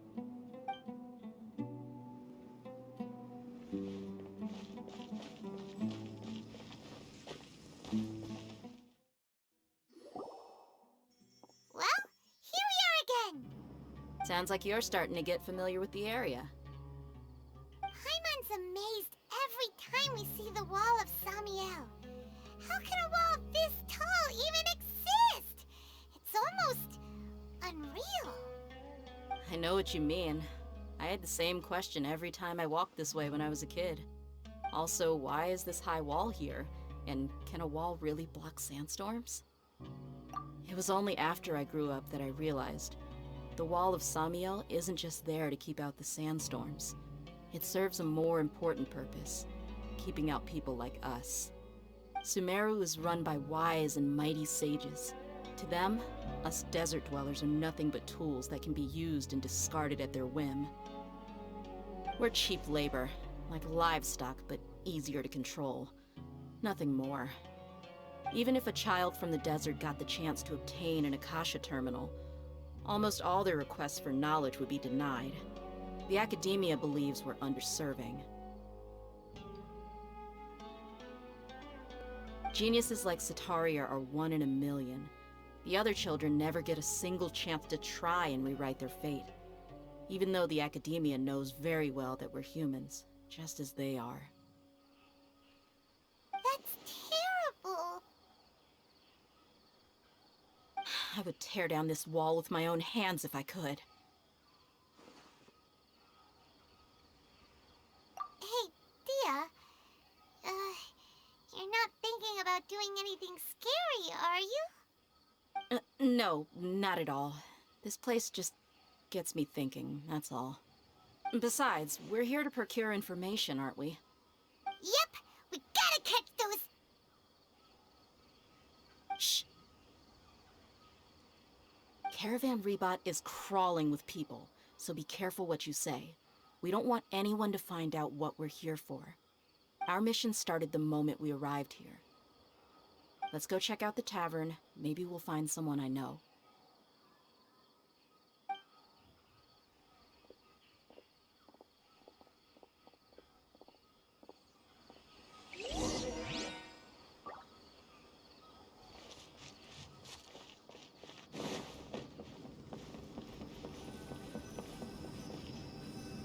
Just our luck.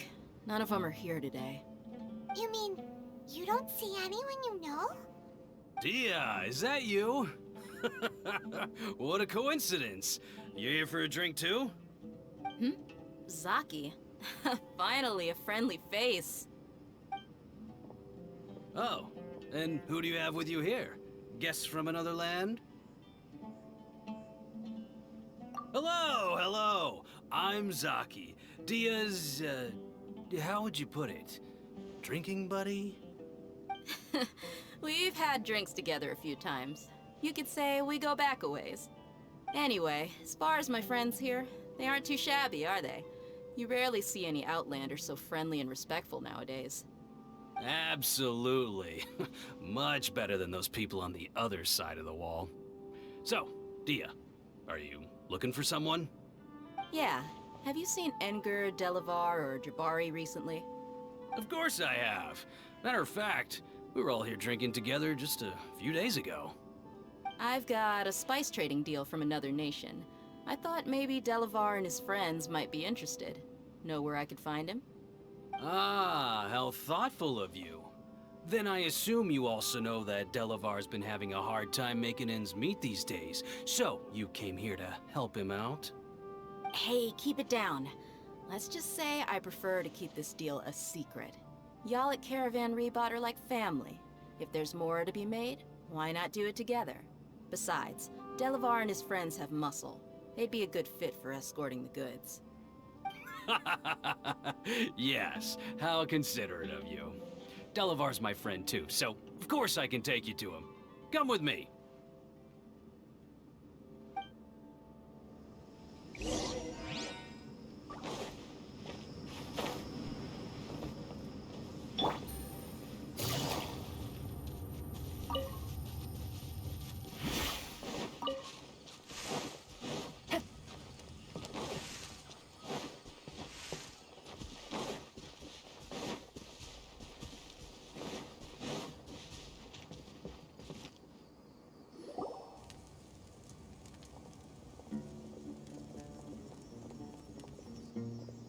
Are we there yet? Yep, this is the place. This place is practically deserted. What are they doing in a place like this?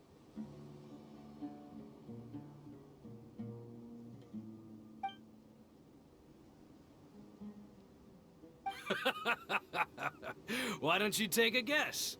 Go on, a wild stab in the dark. You're like lambs to the slaughter. Oh no! It's an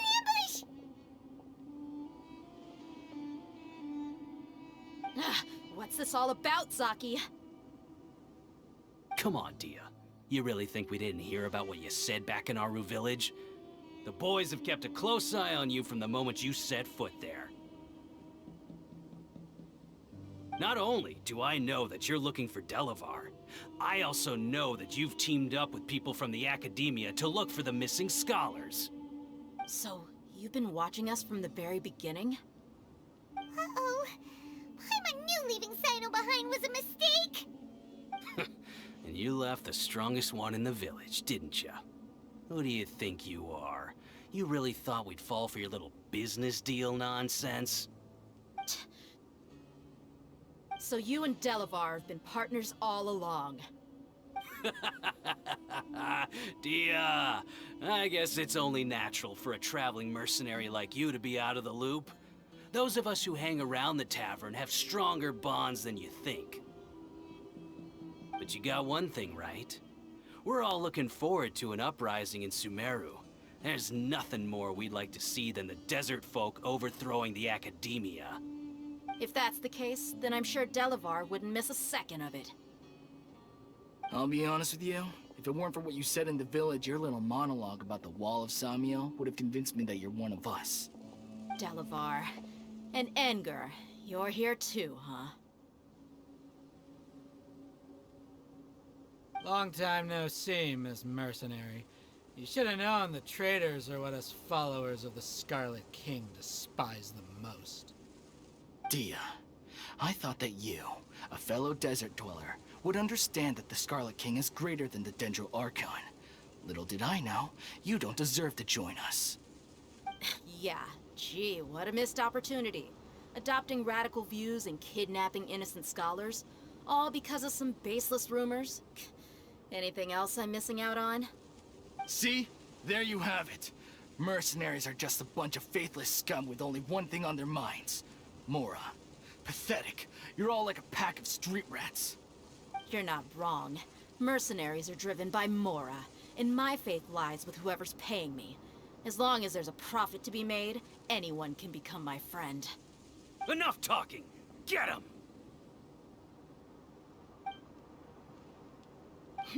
Just as I expected. Let's teach him a lesson, traveler.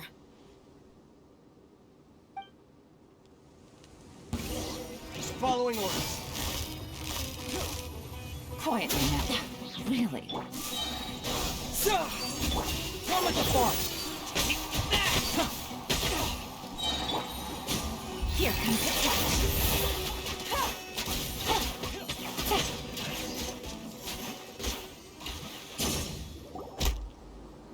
Impossible! How could you? So, what do you think about your meticulous network now, Zaki? How did you say it? It's only natural for a traveling mercenary like me to be out of the loop. I'm guessing your informant told you that I'm just an incompetent merc with no real fighting skills, correct? I mean, that is what I said after all. And of course, you would believe everything he reported. The only thing you know about me is that I'm a mercenary, but you've never seen me in action. Even though you heard we went to handle monsters together, you believed that Candace was the only one doing all the real fighting. That so-called Flame Mane is just a fraud. She admitted it herself. She just uses her connections to gain the trust of others. That's what you thought, right? Ugh. You lied in the village because you figured that we'd have people watching you. And you were stupid enough to fall for it. I figured as much the first time we drank together. You all thought you were so smart. Pathetic. Okay, that should be all of them. Whoa! So you've been planning this since we were in Aru Village? No task can be done without preparation. I just happened to notice a couple suspicious-looking people while you were out investigating. Oh, but instead of catching them right away, you let them report back. Those two who were snooping around were just a couple small fries. If we want to get the real catch, we have to be patient and give it some time. Oh, you mean the funny name she mentioned back in Uncle Ampu's house? The wide-eyed butcher, scar-riddled bandit, Paimon can't remember them all. That's just a bunch of drunk talk. Edgar and Delavar like to talk themselves up when they're drinking. Edgar, the wide-eyed butcher, and Delavar, the scar-riddled bandit, are the nicknames they came up with for themselves. Alcohol has a way of making people share what they really think. So Edgar and Delavar are always rambling in the tavern about how the Scarlet King is a superior deity. What about Zaki? He's just a numbskull who fell right into our trap. Zaki was probably the best hidden of them all. My initial plan was to find Delavar first, and then try to track him down. That's what you wanted to ask when we were at Uncle Anpu's house, right? Jabari is one of the villagers you talked to. You know, the one who wanted to treat Isak and his grandpa to some food. Wait, so he's a radical too? No, he isn't. I just needed to tack on a random villager name to make the eavesdropper think that I was making some wild guesses based on my impressions. Wow, what a genius idea! Well, that's an expert mercenary for ya. Ah, you're too kind. It was straight from the usual playbook, if I'm honest. So, that thing you were saying before, is it really true? Hmm? About what? About how mercenaries only care about Mora, and that anyone's a friend as long as there's a profit. Does that bother you? What makes you so sure? Dia, do you dislike the dendro-archon like the other desert folk? You two are pretty sharp. No, I don't have anything against the dendro-archon.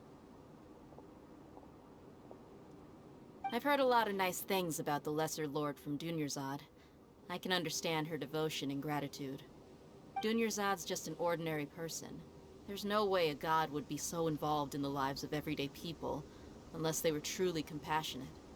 I've begun to realize that the sages are behind everything that's happened recently. The radicals' blind belief in the Scarlet King, making the Dendro-Archon out to be an enemy. It's all the Academia's trickery. But I see through it all. And unlike them, I can never be hostile towards anyone who's never done anything wrong. Dia. Anyway, looks like we're done with business here. Traveler, lend me a hand. Let's tie him up and bring him to the village.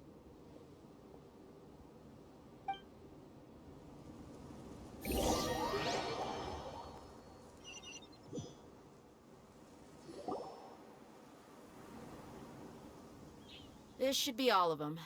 I'll let you take it from here. All right. I'll be in touch.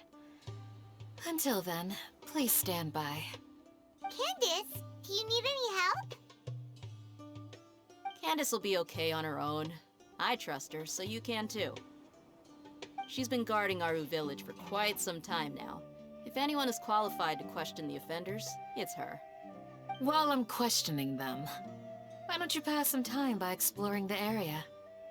I'll meet you back here tomorrow morning, Traveler. As for these idiots, let's just hope they live to see another day.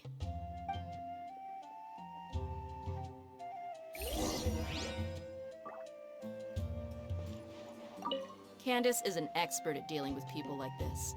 All we have to do is wait for her word.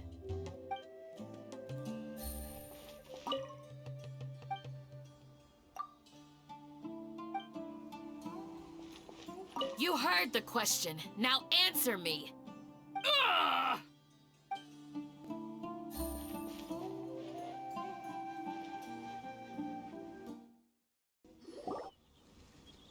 Hey, Dia! Right on time. We'll know any moment now. Paimon's been wondering. You seem to know Candace pretty well. Have you been friends for a long time?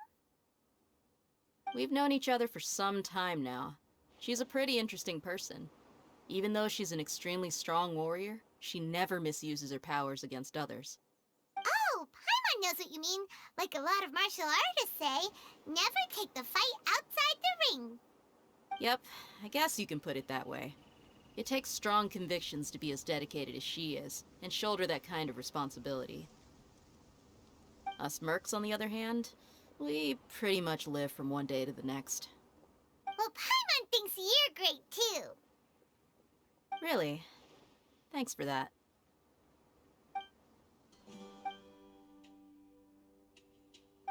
Oh, Cyno's here, and he's pretty early, too. Yes. I was here yesterday to help out a little. To help out? By doing what? Sharing some interrogation techniques. Oh, you mean you taught Candace some more persuasive methods? Right. Come on in, everyone. Come on, let's go inside.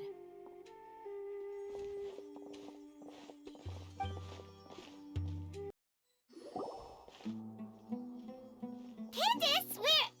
Whoa, you look furious. Do I? Huh.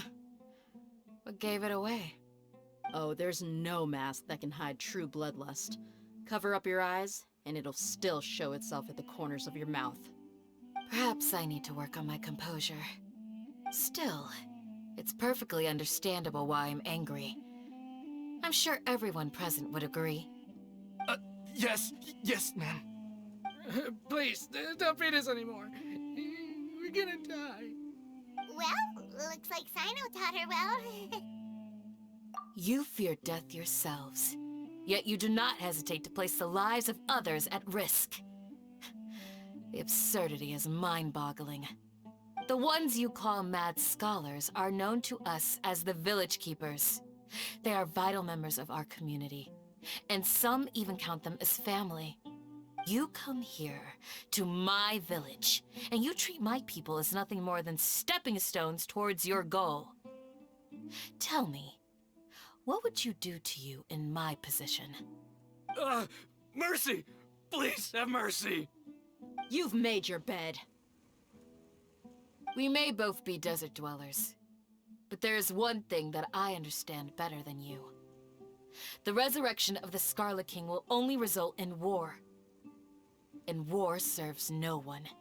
The people of Aru Village care little about which god is in power. Life may be tough and tiring, but we wish to preserve our way of life. A war would only cause us to lose all that we have. And that is not a responsibility that you can afford to shoulder. We understand. We're sorry. I'll tell you everything I know. Please, just let us go. I'm listening. You might not believe this, but it wasn't us who came up with this idea. Someone was spreading rumors in the tavern. That's how we ended up hearing about the Scarlet King's resurrection. Some mystery man told us that mad scholars will make the perfect sacrifice to usher in the Scarlet King's resurrection. They give their lives, and we can get anything we wish for. They're called village keepers. Slip up again, and you'll regret it. Yes, sorry. It was all that mystery man's doing. He told us to spread word about the Scarlet King's resurrection and talked us into helping him. In return, he said he'll help facilitate the resurrection process. I'm not sure. That's one. Huh? One what? Strike. You get a total of 3. Then, you die by my hand. Wait, I'm telling the truth. We don't know anything. It was all him. 2. He got us to lure them out of their houses in the night with some kind of incense. We take them to a junction outside the village. Then the mystery guy takes them from there. You gotta believe me, please. I'm telling the truth, I swear. Just ask them if you don't believe me. That was indeed the truth. Traveler, go on.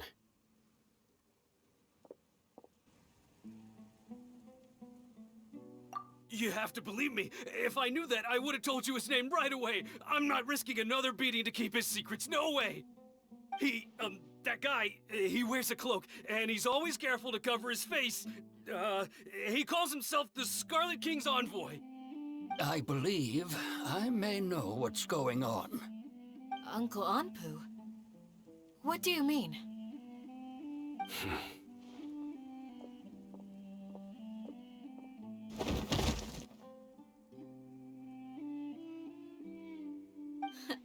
Smooth. Okay, speak. If my suspicions are correct, this mystery man they speak of could be from the Academia. Some time ago, people from the Academia attempted to take the village keepers away.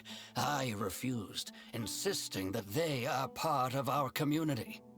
It strikes me now that this secretive character shares the same goal they had. Which means it's highly likely that the Academia was purposely spreading a false rumor to trick the radicals into delivering the village keepers right into their hands. They were the ones who brought them here to begin with. Now they're trying to take them back? We aren't gonna let that happen. Not the Academia again. Just as I thought. But what could they want with the village keepers?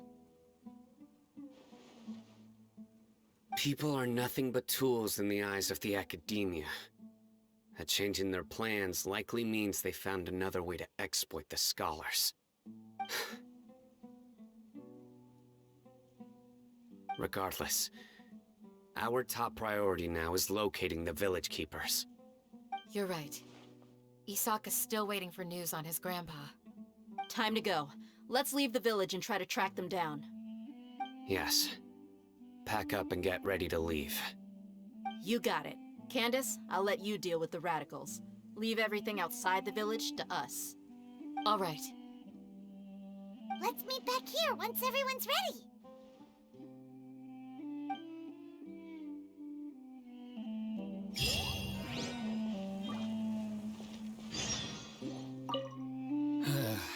I just hope everyone's all right. I just hope... You look worried. Thinking about the village keepers? Yes. I'd look for them myself if I could. As members of our village, Each one of them is very important to me. You have a strong sense of belonging here. I guess I'm the opposite. Mercs are stray dogs, wherever they go. Dia, don't say that. You can be a part of this community too. Thanks. I'll let you know when I feel like joining. What scheme is the Academia brewing now?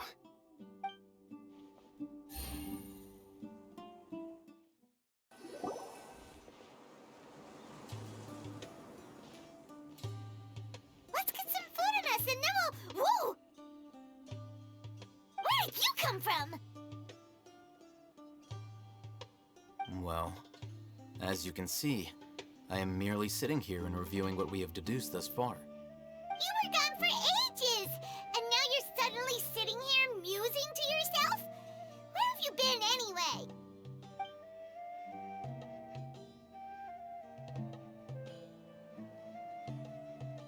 Hey, what's with the silence? You never think things through before asking questions. I'm giving you some time to make up for that. Paimon's so mad! Paimon's gonna give you an ugly nickname! Never mind!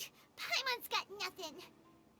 There's just nothing super obvious to pick with this guy. It makes it so hard. Well, you've heard nothing to suggest I left this whole time. So clearly, I stayed in the village to investigate. Anyway, you plan to leave Aru village and keep searching for the truth of this matter, yes? Yep. We're not gonna find out anything more by staying here, so we thought that we might as well take the search elsewhere. Enough with the silent treatment! No. I'm just surprised that you decided to team up with him. All Hatham. You haven't helped us out at all ever since we arrived at Aru village. Bold of you to question our choices. Yeah, you're all talk! While you were investigating, I had my own work to do, which I've now finished. Really? Paimon doesn't believe you. To be honest, we aren't really a team, so I have no obligation to inform you of my whereabouts. Not to mention that going separate ways allowed me to find some important information that you all had missed. Huh? Right here in the village? Correct. What did you learn? I'm going to take you to someone. But before that, you need to understand where she's coming from. What does that mean? How do you think the residents of Aru village feel about what we're doing? In other words, do you truly believe every single word the villagers tell us? You mean, some of them lied to us? Hiding the truth does not necessarily equate to lying. Again, these people have their reasons. Remember what Gandalf said? Most people in Aru village don't necessarily care which deity is in charge of Sumero. That's because whether the Scarlet King or the dendro-archon has power is of little significance to them. By contrast, the perils of their daily lives are ever-present concerns. They won't simply share everything they know with you without good reason. That's why I'm glad you're following along. Among those you have talked to, there's someone who was consciously keeping you out of the loop. In fact, she's been observing your every move since you arrived. The reason being, to someone who only wants to live their life in peace, any external factors introduce unpredictability into the equation. Those eyes. Those fierce eyes. You look like a real fighter. Don't change the subject. It's quite obvious that she's intimidated by Cyno's authority and strength. Right. You were asking about the mad scholars. She corrected herself mid-sentence because she's aware that there are Scarlet King fanatics in the village. If she sounds too friendly towards the village keepers, she could easily make herself the Radicals' next target. I think it's been a few days since I last saw them. I usually go to bed pretty early, so I'm not too familiar with what goes on at night. Remember? She made a point of denying her involvement in anything that occurs at night. But honestly, I feel quite sympathetic towards them. Even though they act a little strange, they've helped me in the past. If it weren't for them, my house would have collapsed long ago. After speaking to the village chief, it became clear that the village keepers had protected Aru village at night. In other words, the young miss was very much awake during that time.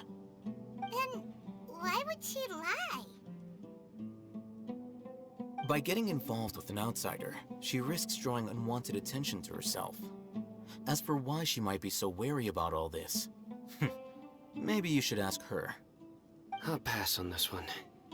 You said that she is afraid of me. If so, it's best if I stay out of this. We're on it!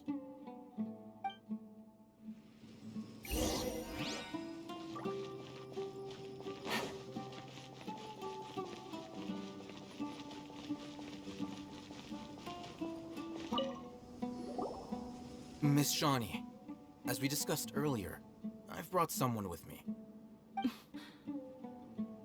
Mr. Alhaitham, I'm aware of where you stand, but how can I make sure that your friends think the same as you?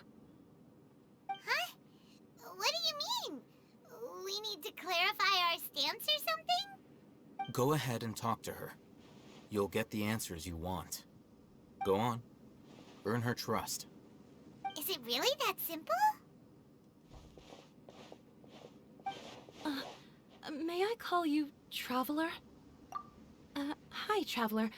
I want to ask you something. Do you think the resurrection of the Scarlet King can truly change Sumeru for the better? Why's that? That's very similar to what Miss Candace says. I know you two are friends. That's why I'm willing to talk to you, even though I do have some reservations. Before, I wouldn't even have the courage to ask something like this. Traveler, do you believe our lives will get better? Yeah! We came here from another nation, so it isn't wrong of you to be weary. And we aren't really residents of any one nation. But even so, we've met lots of people from different places, and we've always fought for what we believed in. We have friends in Sumeru, and we want to help them. That's why we decided to stay here for a while.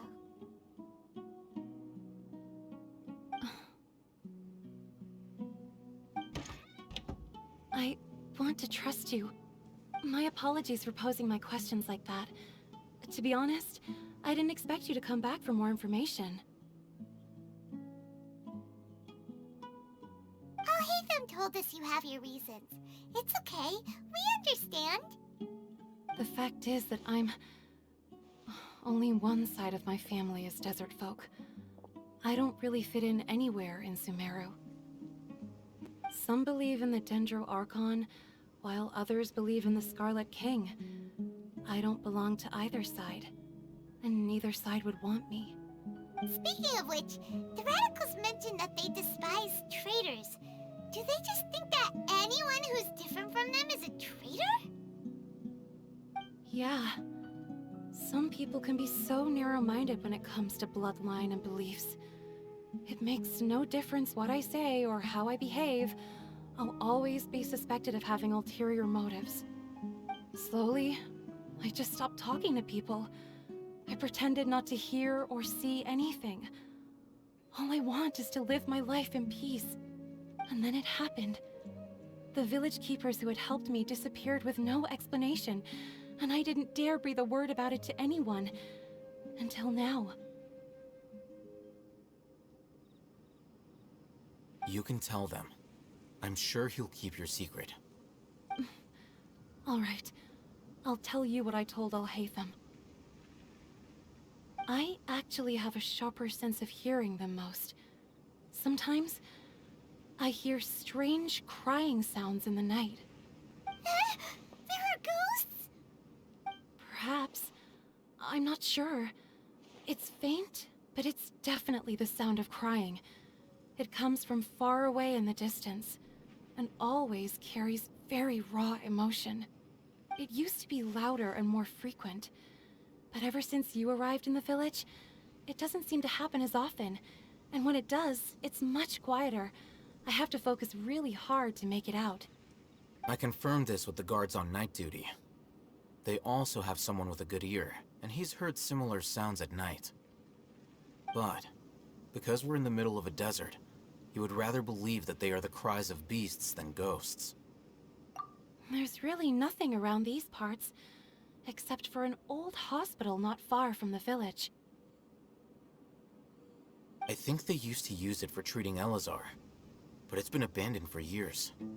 Yeah, let's go!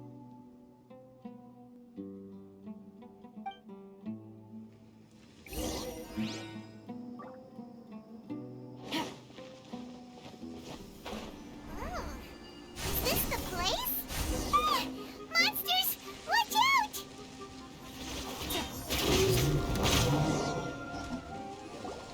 Whew. They were easier to deal with than Paimon had expected. Super strong bandits? Or monsters taller than buildings dropping out of the sky? Or, you know, something like that. He looks super serious. We gotta stay on our A game too. This is the one.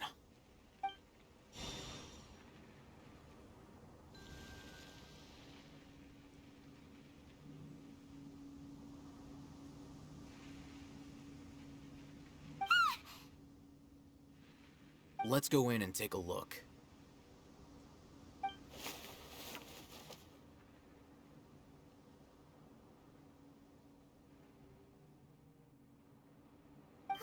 Hey, Hatham, we haven't found squat.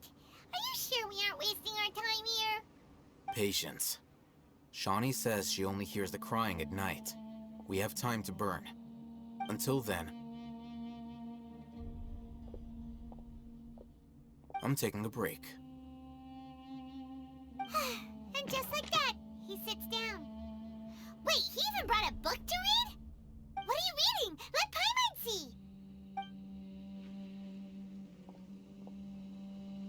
Okay, sure.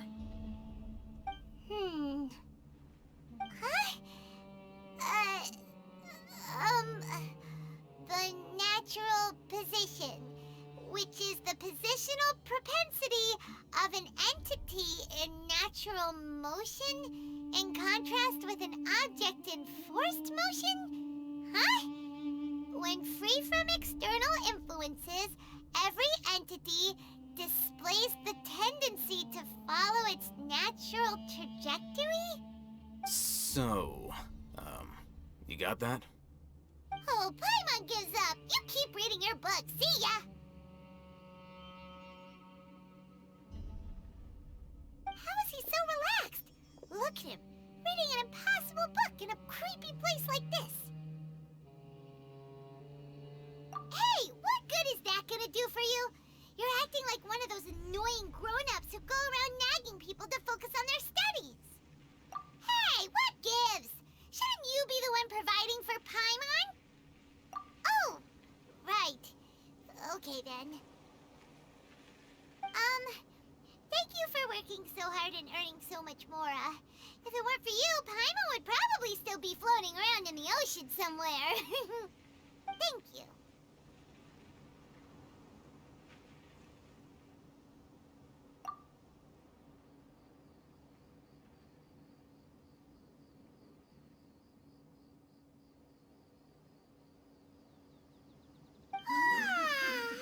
Paimon's getting so sleepy. Huh? What was that sound? There it is. It's coming from that direction. Is the sound coming from here? Huh. Paimon's not seeing anything.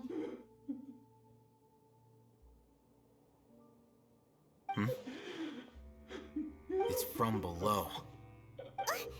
But there's no way we can get down there. Something is off about the interior here.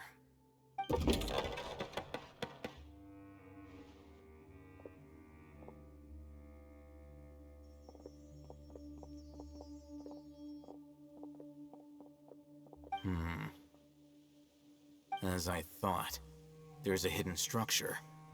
Wow. It's like they tucked another hospital into this one. Oh, it looks like there are other mechanisms around here. Let's keep exploring.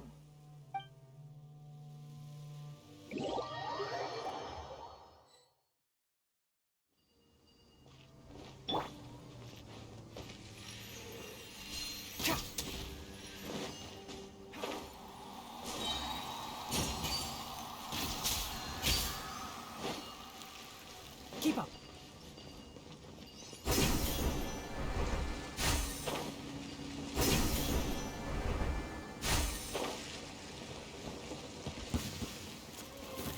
Form like a forest.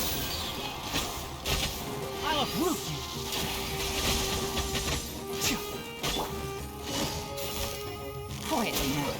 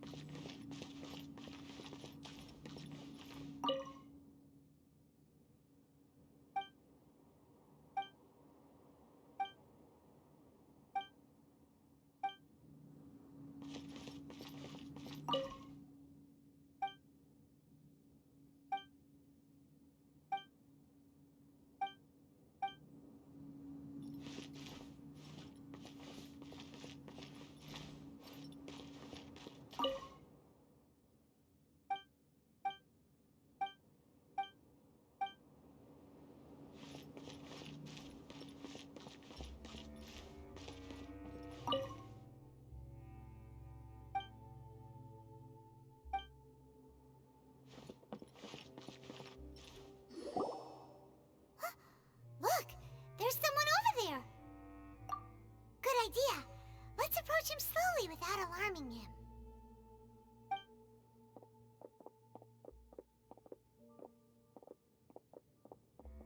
Wait.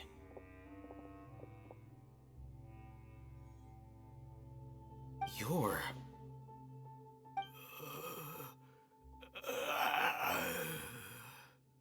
He can't speak, and his eyes are unfocused. But he looks too young to be anyone's grandfather. Also, why is he the only one here? Didn't expect to see him here. You know him? He's Razak, a senior of mine at the Academia. He's a scholar too? Is he the kind that holes up in a forest and mumbles stuff about training? No. And that's the problem. Razak was never involved in any of those things. He never trained in the forest, let alone reach Satyavada life. Leaving that question aside for the moment, him being here alone means that we might be too late. Looks like they've already taken everyone away. For whatever reason, they left Razak here. Perhaps they simply didn't have time to come back for him. There are drag marks on the ground. They're clearer by the doorway. Someone was forcefully drawing a cart that was loaded with something heavy. Loaded with people? That is one possibility. It looks like they were in a hurry, as if they were afraid of being caught. In their haste, they failed to notice Razak hiding in a corner. The symptoms are identical. Looks like we found living proof. Huh? Why do you say that? Allow me to jog your memory. Recall your time at Port Ormos. Don't you think his symptoms look familiar?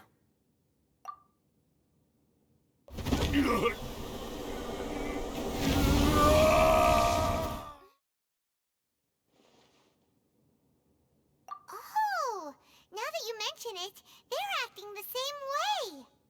Correct. The academia is behind all of this.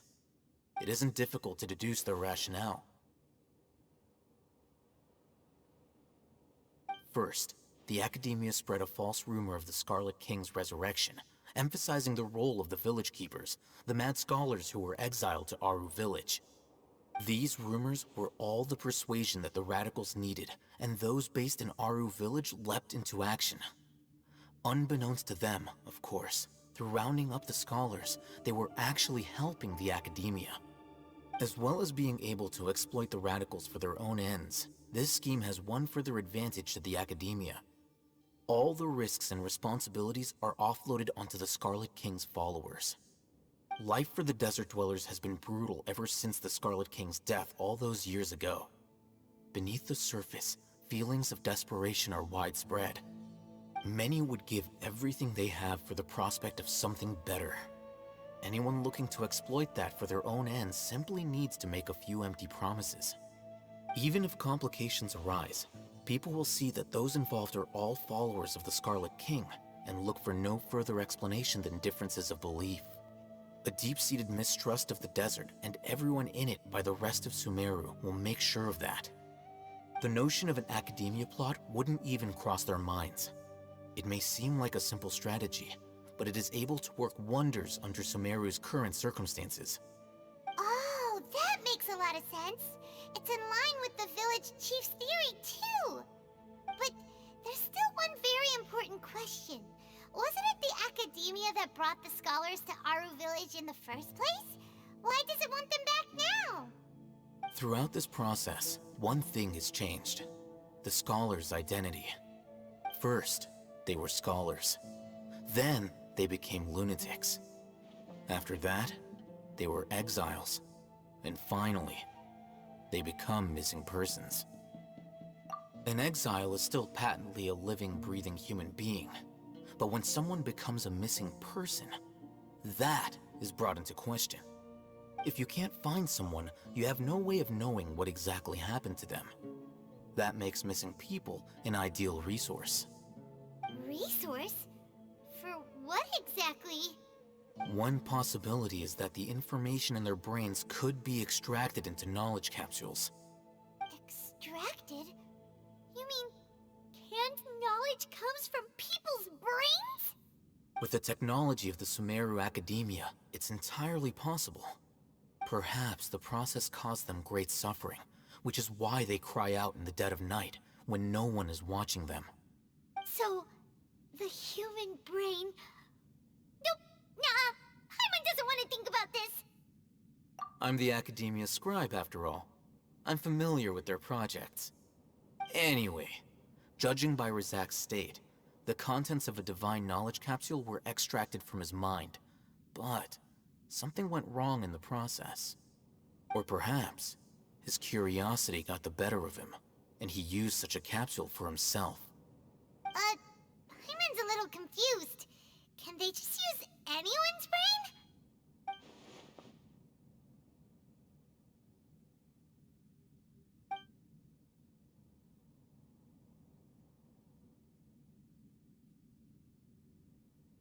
The look on your face tells me you've realized the answer. That's right. To some scholars, gaining knowledge about the gods is their entire life's pursuit. Extracting canned knowledge is just one of the extreme measures they turn to. However, I can't help but wonder, what do they seek to gain from divine knowledge? The Academia is going out of their way to look for forbidden knowledge, but what is their ultimate goal? I've spent quite some time trying to analyze the contents of the divine knowledge capsule, but to no avail. It seems like my way of thinking is too different from theirs. You mean you're not even slightly interested in getting your hands on this forbidden stuff? All scholars seek to expand the horizons of knowledge, but I'm not particularly interested in gods, so I don't share their degree of zealotry. Extracting information from people as if they were lifeless objects? If this is the direction of academic progress, then the Academia may as well shut its doors. Sounds like you're really against all this. Of course. The Academia's actions run contrary to their rules.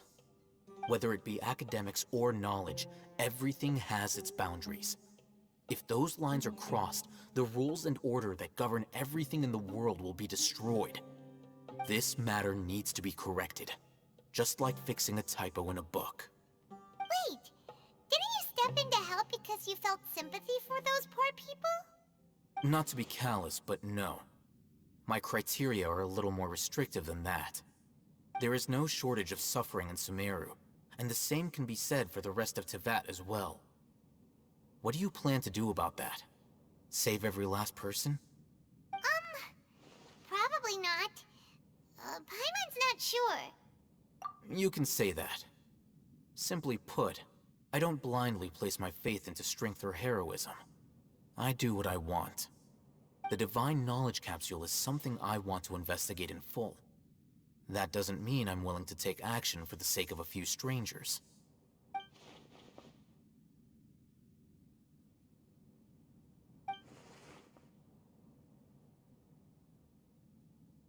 Paimon's been wanting to say this for a while. There are a lot of bad guys in the Academia, but you're not one of them. You're their weirdo. You're probably right. Though I must say, I quite enjoy this feeling of being the odd one out. Uniqueness is also an asset, is it not? Wow, that's a great way to think about it. Paimon's really impressed. If only Miss Shani had a similar mindset, her life would definitely be a lot easier. I'm just a more likable person than her in general.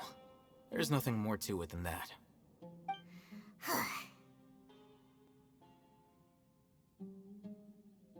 He won't last long if we leave him here.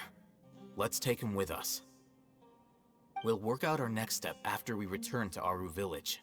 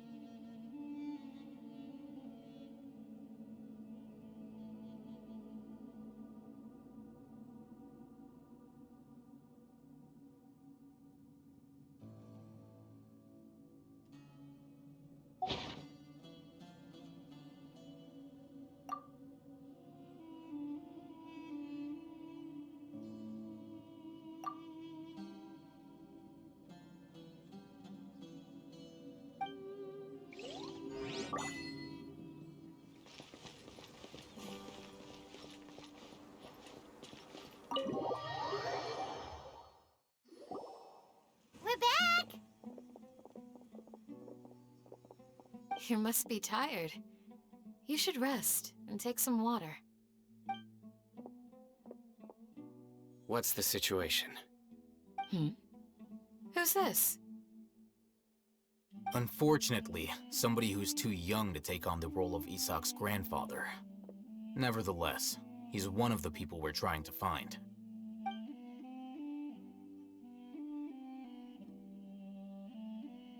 So, at one point in time, the abandoned Elazar Hospital served as the Academia's site for extracting divine cant knowledge. Yep, pretty much.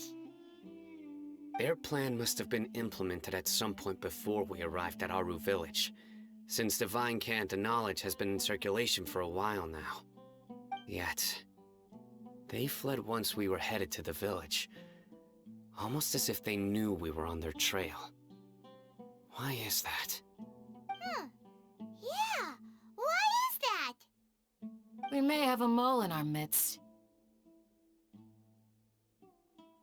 One of us could be secretly revealing our whereabouts to the Academia. Huh? Are our friendships that shallow? Looks like none of you have realized wherein lies the issue. Cyno, you're the reason why they can predict our movements. Wait, what's that supposed to mean? Choose your next words very carefully. It is simply a logical inference. I have my reasons. So what you're saying is, Cyno's the mole. Interesting. And here I thought you were the most suspicious one, Alhaitham, since you were always acting alone.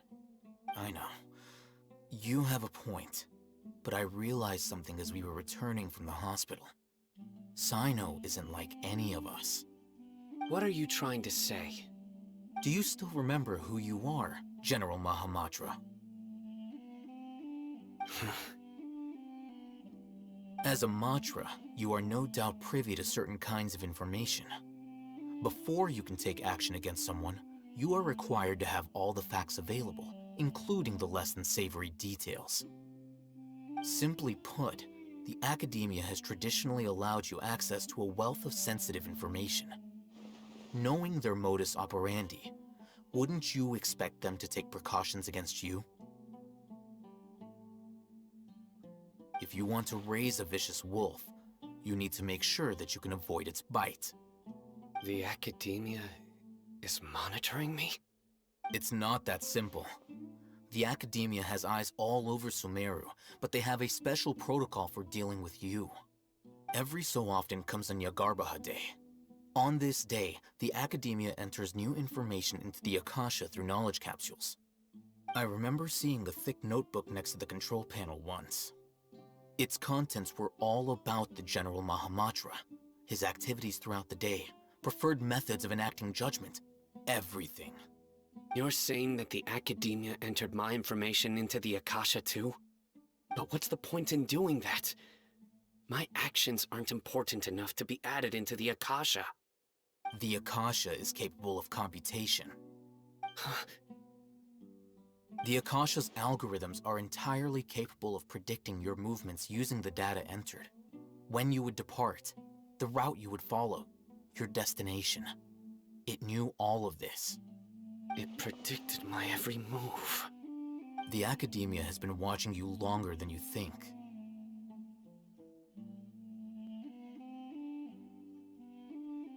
So that's how it is. Cyno adheres to his principles so strongly that he's actually a thorn in their side. Tenacity of will and steadfast faith are worthless to the Academia. They need scholars who are easily pliable and mindlessly go after anything they can profit from. Cyno, don't take it to heart. This just proves how much of a trustworthy ally you are. They escaped because of me. Don't blame yourself. It's not like any of us would have known. I have an idea. If they predicted my movements, then I might be able to guess where they went. Whoa, you bounced back fast. There is always an opportunity for safety after danger passes. Oh, so that's how it is! Paimon gets it now! Academia is trying to avoid Cyno, then the safest place would be... Yep, that's right! They'll want to proceed in the direction opposite of where I'm going.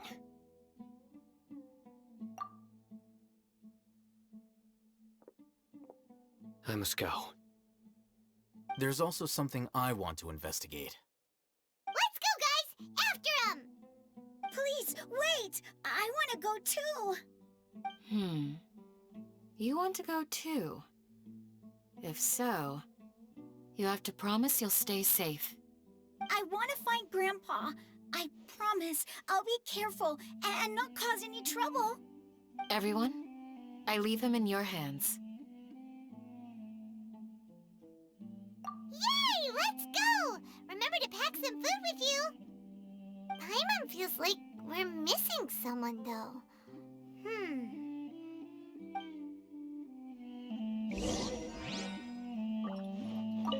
I'll be awaiting your good news.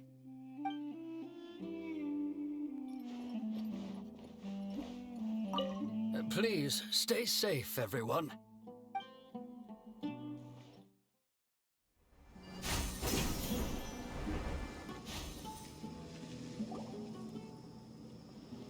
So, where do we go from here? Yes. After leaving the village, we should head straight toward the desert.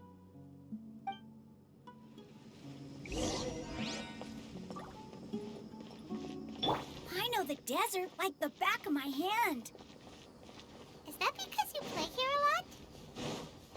Yep. One time, Grandpa almost got lost in the desert, but I was the one who brought him back.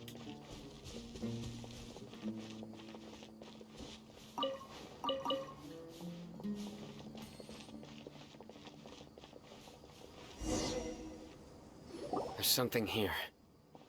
What's this? It's buried in the sand. Looks like we'll need to roll up our sleeves and do some work. And Paimon thought running around everywhere was already enough work. Okay. So, we have to dig it out? Whatever's down there, it looks like it's buried really deep.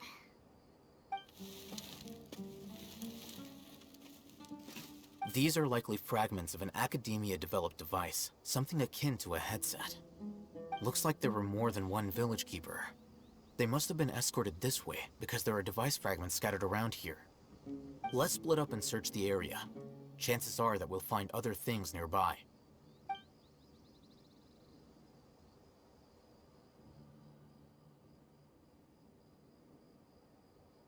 Is this what we're searching for? It looks kind of scary. This is definitely a device used to extract divine knowledge. How did it end up buried in the sand? That can't have been part of the plan. They must have been attacked along the way. Wait, what?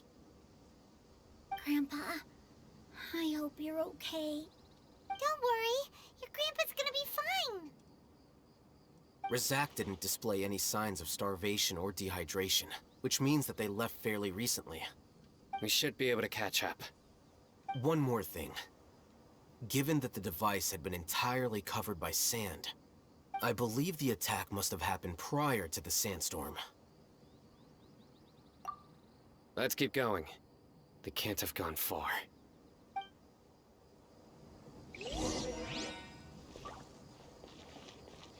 Ugh, but running on sand is so tiring.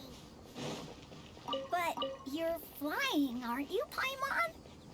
Is flying over sand tiring too? Ugh, of course it is.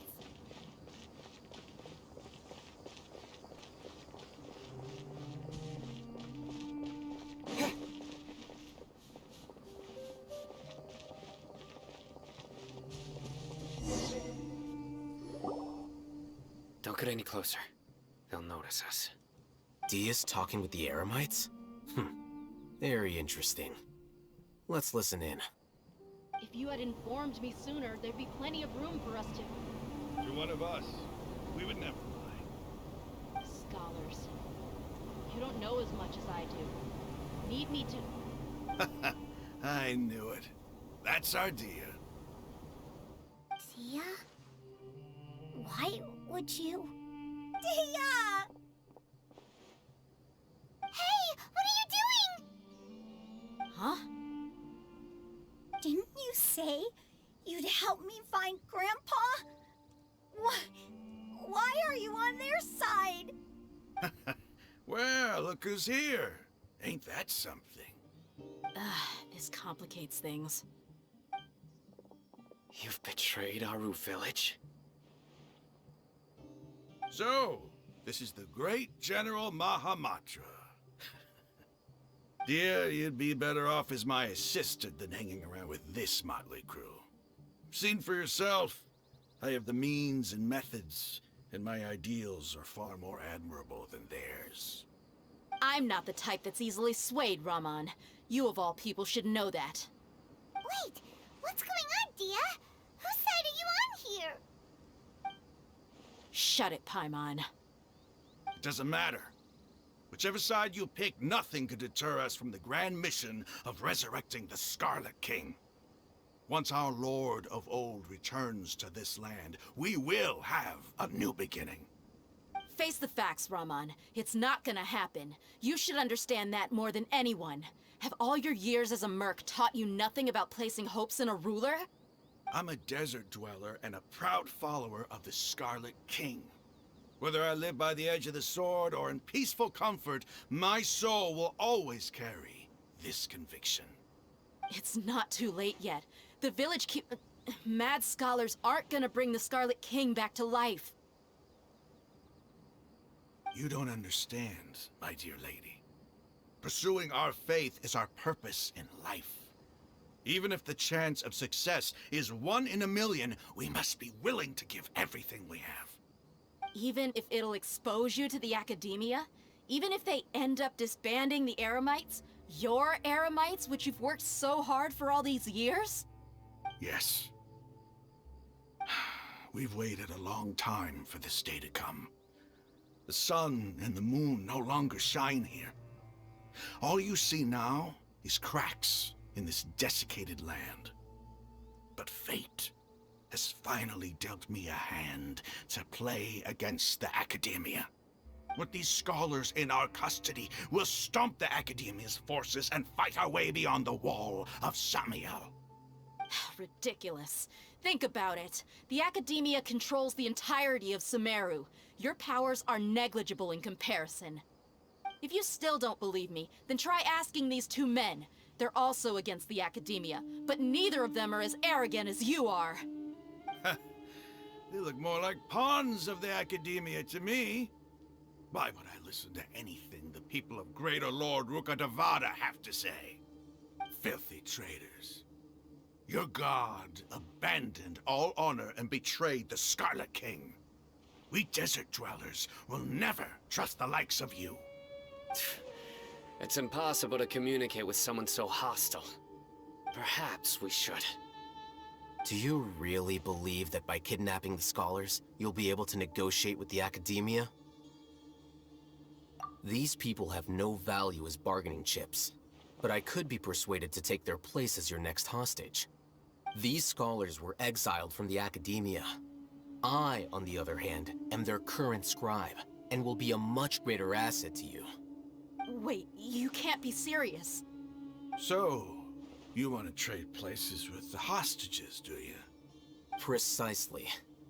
Any wise person would gladly accept my offer.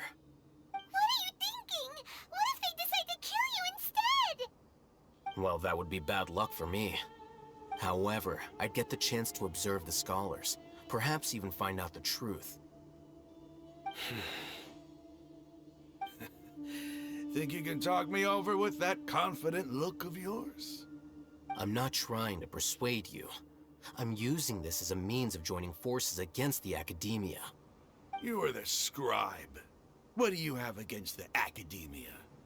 Not all desert dwellers believe in the Scarlet King, and the same applies to the Academia. Why must all knowledge seekers approve of the Academia's way of doing things? You Academia scum! Every last one of you is nothing but a hypocrite, just like everyone else on the other side of that wall. I've made myself clear enough. I won't listen to another word from the dendro-archon's people. Not so fast. I'll hate them. Do you stand by everything you just said? I never make empty promises. You know you're making a dangerous decision, right? I do. Good. Rahman, hear me out. These people are my friends. Maybe you can't take the followers of the Dendro-Archon at their word, but what about me? Do you trust me? We've known each other for years. Of course I do. In that case, I'm willing to vouch for their honesty with my right arm. Come on, Rahman, don't be a coward. If you're serious about taking on the Academia, you need to steel yourself. You can't be afraid. An arm from the Flame Mane. You've piqued my interest. But what if you refuse to oblige? What should I do then? No one's a fool here, Dia. We're mercs. And mercs don't tend to live long unless they have their wits about them. You're not wrong, but this is different. I promised my friends that we'd bring back the village keepers together. Let's do it right here then. Give me your right arm as proof of your resolve. Don't listen to him! He's not even trying to negotiate! He just wants to make things more difficult! That's fine. Are you crazy? We came here to save lives. One arm for that many people is still a pretty good deal, if you ask me. Rahman, I'm holding up my end of the deal here. You'd better not let me down. Sure. Go ahead and cut off her right arm.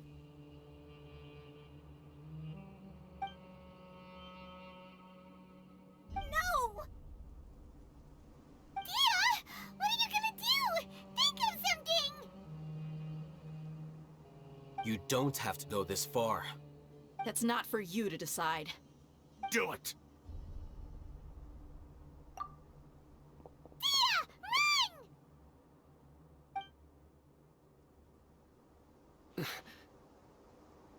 Run!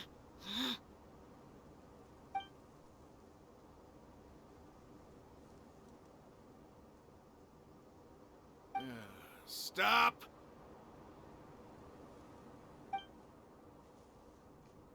What's wrong? Can't do it? Flame Mane, you and I are both desert folk. Cutting off your arm is no different than cutting off my own fingers. Where's the sense in cutting my own kin to pieces? You've shown me that you're serious. Go on now, take your friends and leave. Meet me in the desert at noon tomorrow.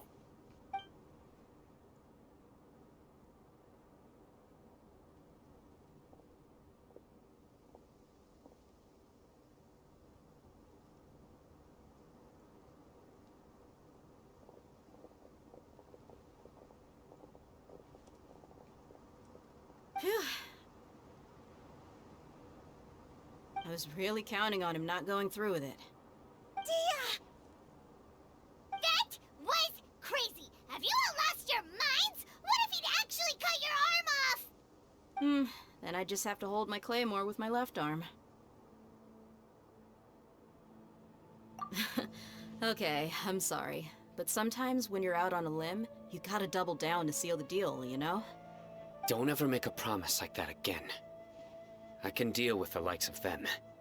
If it came down to it, you would not lose to them either. I don't doubt it, Sayno. But this is about more than me and them. There's a lot more where they came from. Even if we got rid of one bunch of radicals, there are others out there. Wiping them out would do more harm than good. As you wish. I'm sorry, Dia. I should have stayed put and listened. I should have trusted you. It's okay. I promised you I'd help find your grandpa, so I'll do whatever it takes. Whatever it takes? You just might be scholar material. Huh? Are you serious? The Eremites once said that I was a lunatic. Perhaps a little madness is essential to be successful in research. Why does it feel like he's using his praise for me as an excuse to brag about himself? Okay, let's get moving. We should head back to the village and rest up. Today was just a trial run. Noon tomorrow is gonna be the hard part.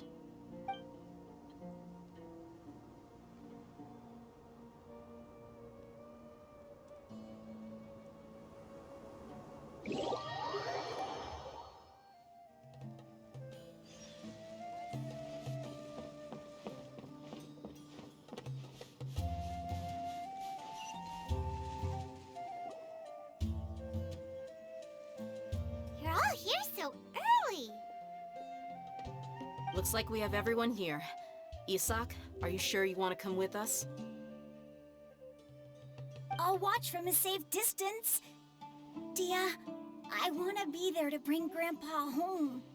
Okay, let's go then. Dia, wait. What's the matter? I heard that you were quite reckless yesterday. No more of that today, understood? Or I'll be very upset with you. Fine.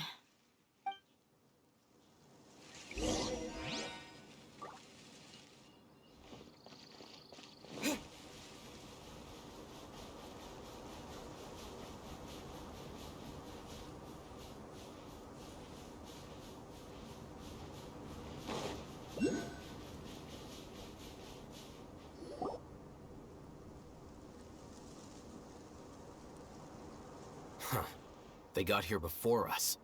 Uh-oh. Is it because Paimon overslept by 5 minutes and held everyone up? Is everything ready? Absolutely.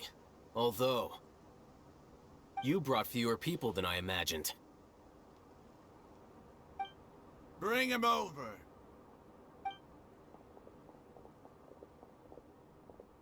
Grandpa!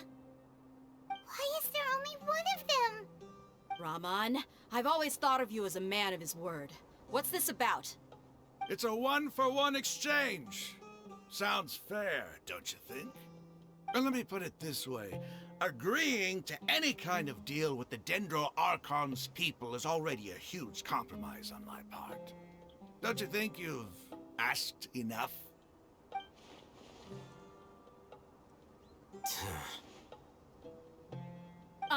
You stay right there!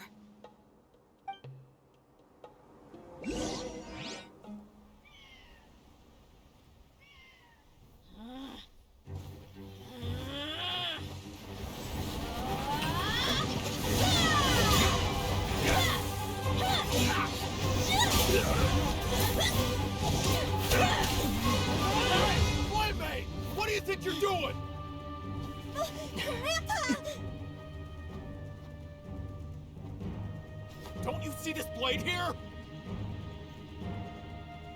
You coward! Why are your hands shaking? Wait a second! It's a earthquake!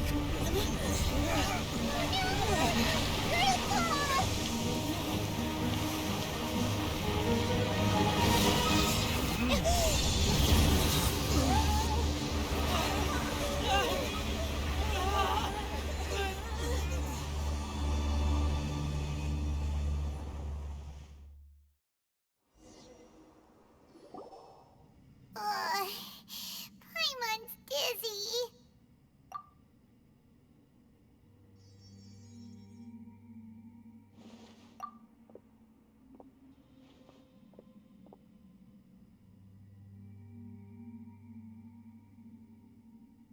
This day's going just great. What a nuisance. The sand dune collapsed.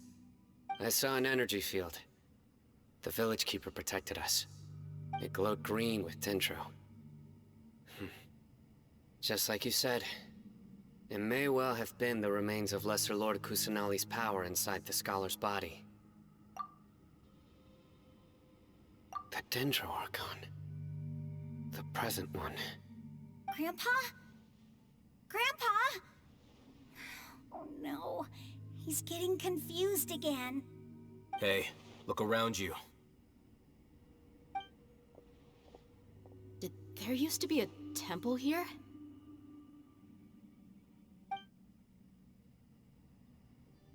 It seems that when the sand dune collapsed, it exposed these underground structures.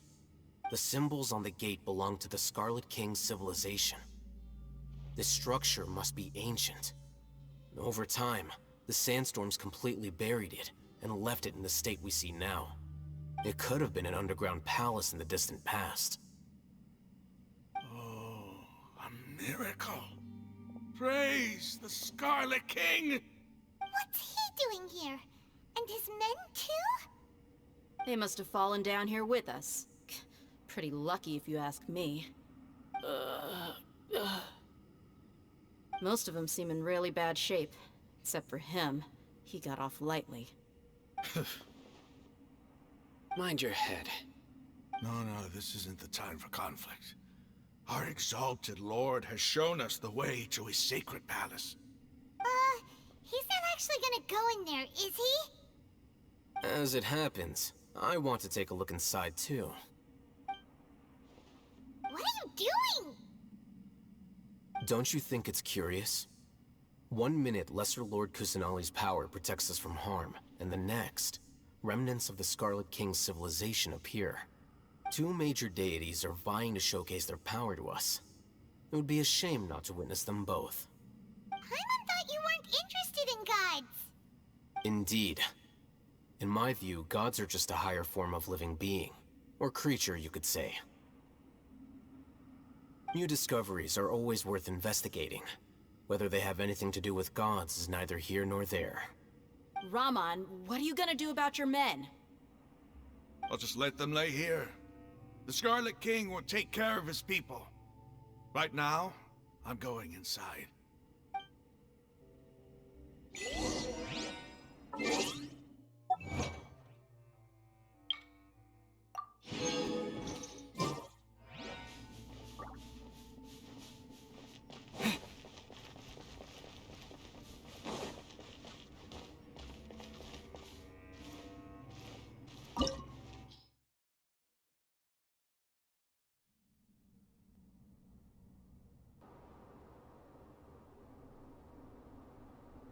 It's full of life here. This defies comprehension.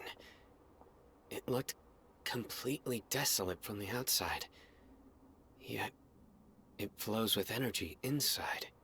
Yeah, and there's so many plants. It's so pretty. Sir Rahman. Huh? Me? Do you see another Rahman here? Are you mocking me? What do you mean, sir? Interpret it however you want, but there's something I'd like to draw your attention to. While this structure is clearly left over from the Scarlet King's civilization, the energy that flows in here is that of the dendro-archon. Whatever you say. It's not like I have a vision. There's nothing to be angry about. Think of this as an academic journey. It does seem kinda strange. If that's true, then we might have to explore this whole area to find an explanation.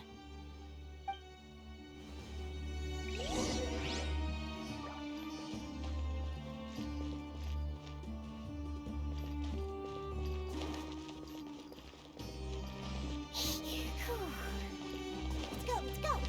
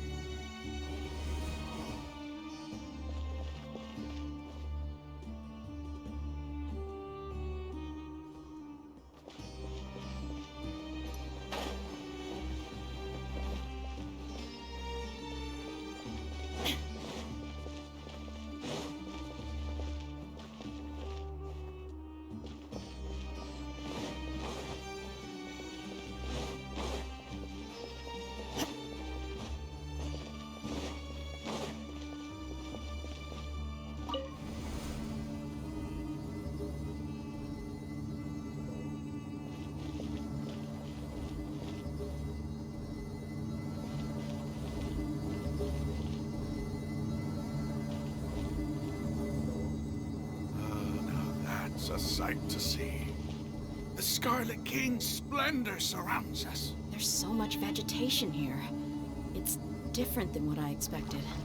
Sure are a lot of plants for a desert. That's what I call divine providence of the Scarlet King.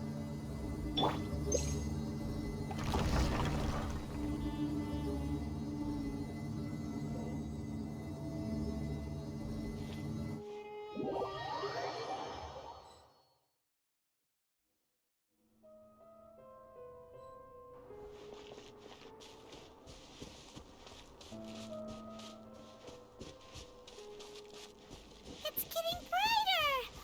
Oh, it looks so beautiful.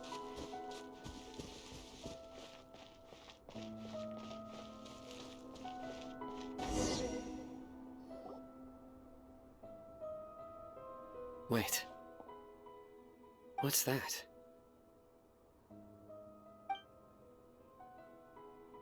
A load of flowers. And it looks like there's something among them.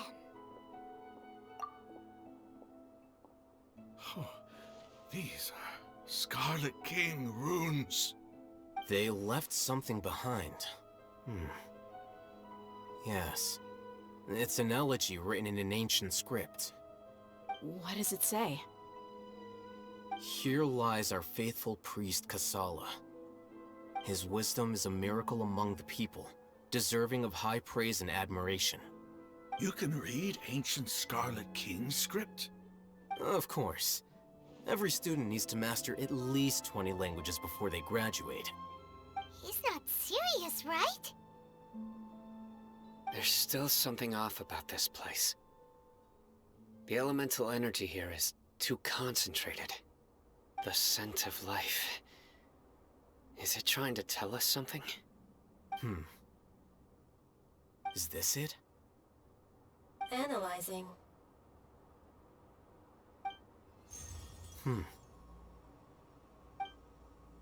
There seems to be a hidden message among these skeletal remains. Excellent. There's a device from the Scarlet King's civilization in this gravesite. I'll transmit the information over and project it for everyone to see. Isn't sharing knowledge against the Academia's rules? Yes. However, under the circumstances, I'd prefer you to see this for yourself. You'll understand after watching it.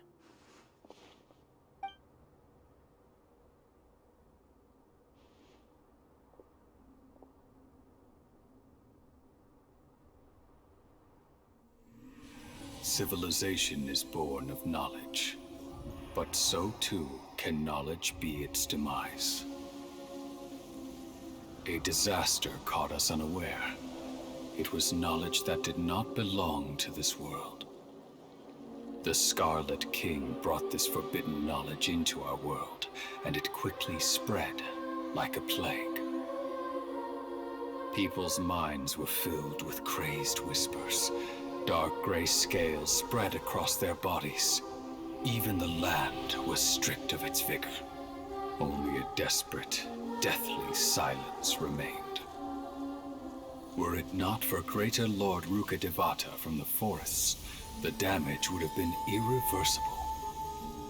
She summoned the priests to build temples and infused into them the divine power of life.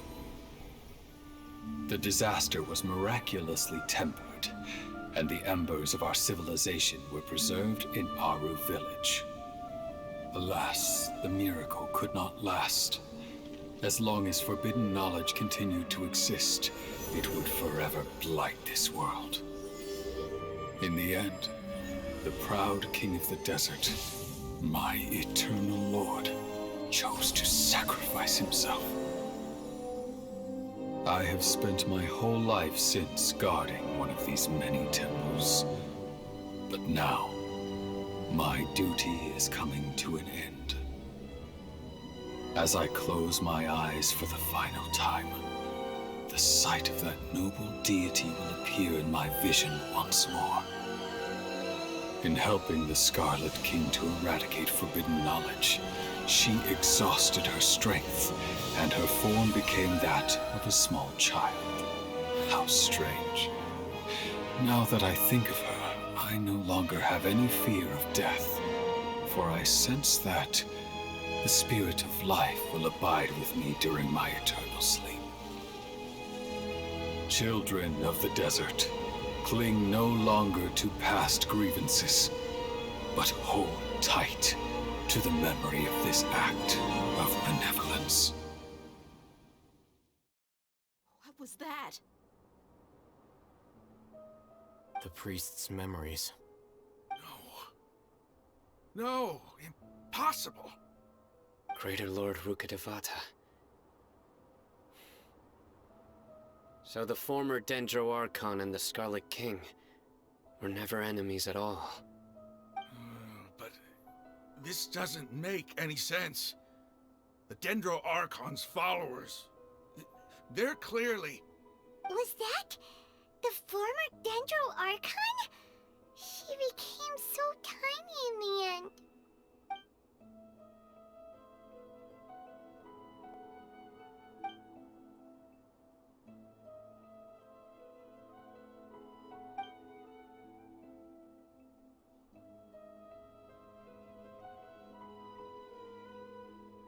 You might be distrustful of the Akasha, but there's no reason for you to doubt the Scarlet King's technology. You've just witnessed his priest's last words. I've never heard about any of this before.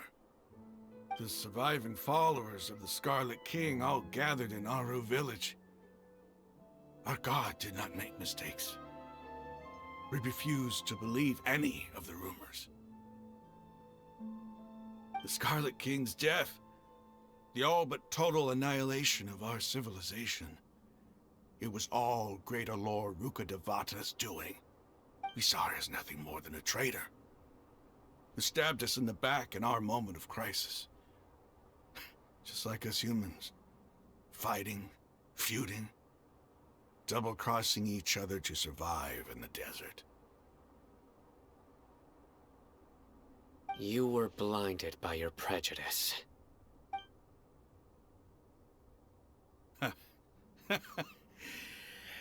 If I hadn't seen this for myself, if I hadn't witnessed his last words with my own eyes, ears, and heart, how could I ever begin to accept this? The truth is so far from what I've always known. Am I really supposed to believe that after all these years, all this time seeking revenge, suddenly now my enemy is my savior? Raman, that's enough. Give it a rest. You're starting to make a fool of yourself. Dia, tell me, my Eremites and I, what are we even fighting for?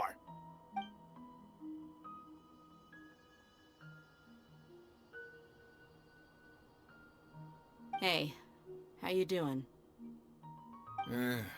I'll live. Thanks. I should probably go. Can't just stay here forever. What's your next move gonna be?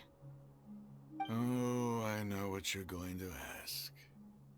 I feel deeply ashamed of everything I've done. You'll get everything you're asking for. But please, give me some time. After everything that's happened here today, somehow I need to explain it to the others. It's not gonna be easy. Well, I guess that's for me to deal with. Dia, this is where our camp's located. Make a note of it. When would be a good time for us to go? Tomorrow. I'll convince everyone that we're all on the same side. And I'll return every last one of your your village keepers. We'll share our other resources with you, too.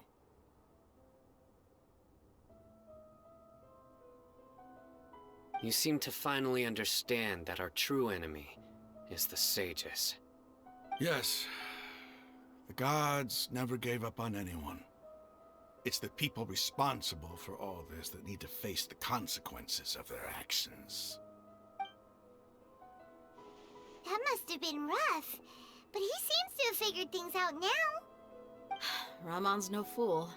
Being the leader of your own faction in the desert is no easy feat. It's too bad he was held back by his belief in the Scarlet King. But now that that's changed, I guess we have a few more people on our side. The outcome, at least, is favorable. We should get going too. Let's head back, have a proper meal, and a nice, long sleep. We'll need all our energy tomorrow.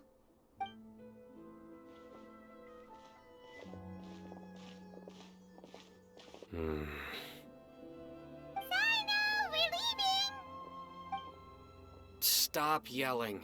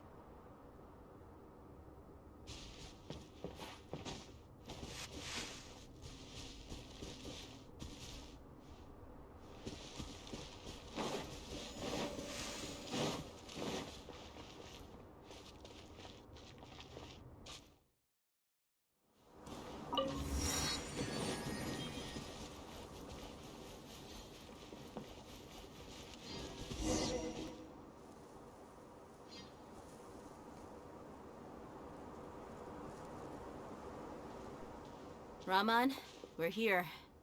Everything's been arranged. Someone will bring the village keepers back to Aru village shortly. I guess all I can say now is, thanks for agreeing to help. Ah, don't mention it. I think we can both agree you went to hell and back for it. But we share a common cause now. From here on out, we're allies. Where are the perpetrators? I'll bring you to them. Follow me.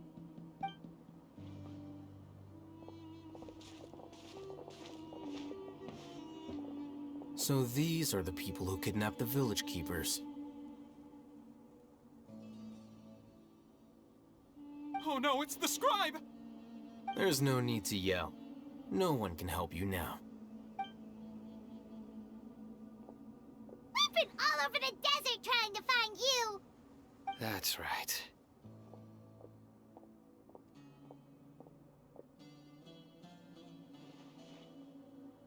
General Mahamatra? No, no! Make it quick, please! Swift and painless! Whoa. The moment they set eyes on Cyno, they turned pale like they've seen a ghost! You should have known that I would be coming for you. Wait, we were just following orders! You know what I'm talking about, right? There's no way we could have done all this by ourselves! No, not Cyno! He's gonna tear us limb from limb. I could do worse. Please have mercy! Start talking. Otherwise, I'll have to resort to other methods. So, your superiors have kept you quite busy recently. Why? What are they trying to accomplish? They wanted to extract canned knowledge. Don't play dumb. You know what I'm really asking. They extract divine canned knowledge. Then what? I really don't know how to explain it. Well, you better start talking or you'll be sorry! You don't want to make things any more difficult for yourself, do ya? Be my guest.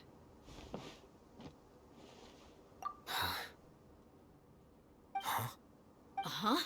That sure didn't sound like a fancy metaphor or anything. You're serious, aren't you? How did you know? There's no use hiding it now. Yes, you're right.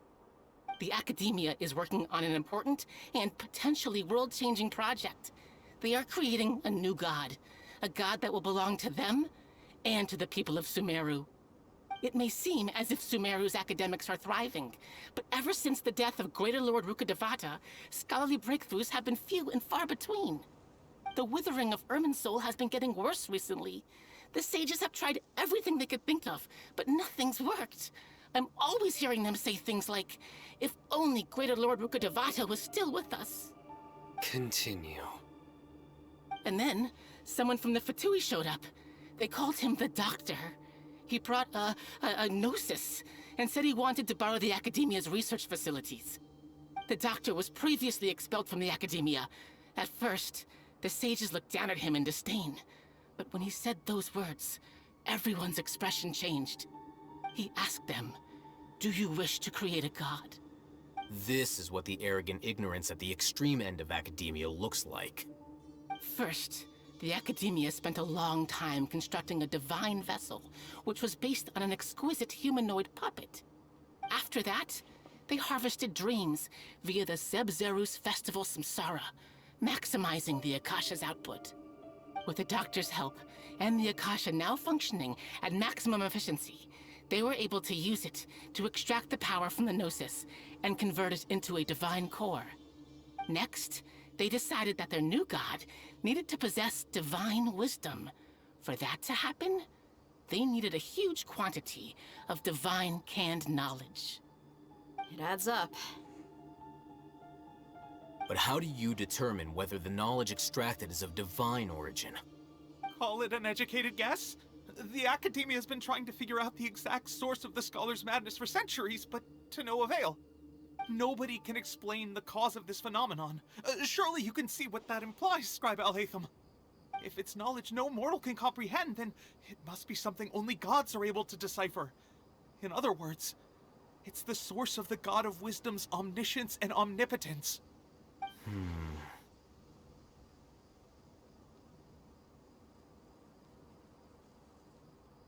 You must have noticed by now. The Academia doesn't care about who their god is. It's the ability to exercise control over knowledge and wisdom that matters. It is as if they are cursed with a desire for omniscience and omnipotence that burns in their blood. Some organisms demonstrate phototaxis, and thus orient their entire lives in respect to sources of light. For the sages, their only source of hope is the existence of a deity who embodies the acme of wisdom. This is but a form of phototaxis. For many scholars, the absence of a god of wisdom means stumbling in the darkness for the duration of their lives. Then what does Lesser Lord Kusanali mean to you? Is she not a true god present in this world? If you already have a new god, why try to create another one? From the beginning, the Academia has never treated her as a god. When the Academia first discovered Lesser Lord Kusanali, the newborn god of wisdom, the sages hoped that she would be as wise as Greater Lord Rukkhadevata. But upon evaluation, they found that at the time she possessed no more intelligence than any ordinary human child. The sages never had a ruder awakening. This forced them to accept that Greater Lord Rukkhadevata had indeed passed away.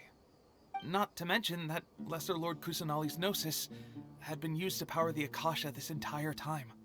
By herself, she has neither an Archon's raw power, nor the spectacular insight expected of a god of wisdom. Slowly but surely, people began to forget about her existence. So, this is the path the sages have chosen.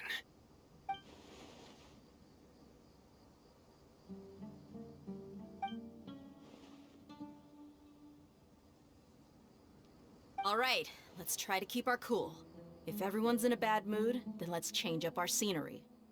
Rahman, give me a few men to help us escort the village keepers back to the village. And these two scholars, they're coming too.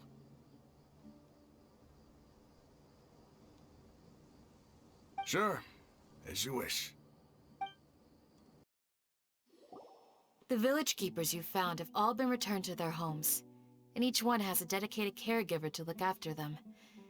The two new scholars are being kept under close supervision, too.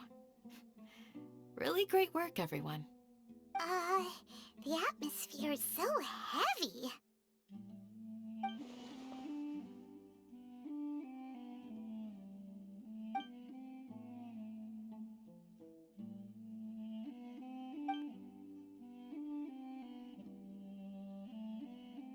Hey!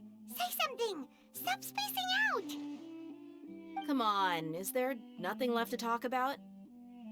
In that case, let's all get some water and try to think about something else. Or I can go fetch some snacks. Oh, Paimon's so coming with you! Do you have any plans, Traveler? Gods above, you're not talking about work, are you? So you were still withholding some information?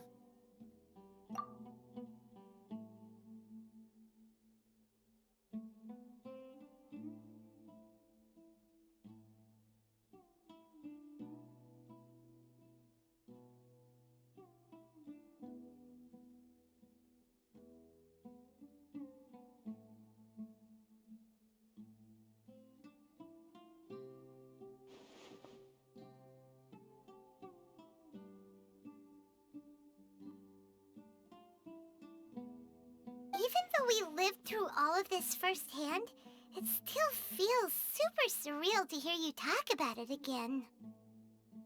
What a whirlwind of a story. I felt like I was holding my breath the whole time. It seems like there'll be more issues to face in the days ahead than I had anticipated. Still, now's a good time to make our next move. Now that Ramon's joined us, we'll be an even stronger team. It's time to make a plan. Indeed. These events are a flagrant transgression of the rules in every sense. We cannot allow it to continue. So, everyone, are we on the same page? Crush the sages and rescue our god. That is our ultimate goal. Well, let's brainstorm a little more about what other resources we can draw on. The next time we gather here, we must have a solid plan. Yep, it'll work out for sure.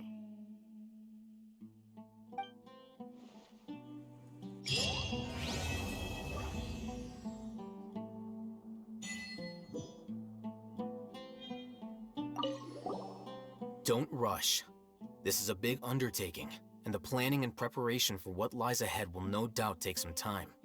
Take it slowly. We need to make sure the plan is as effective as possible. He's starting to read his book again.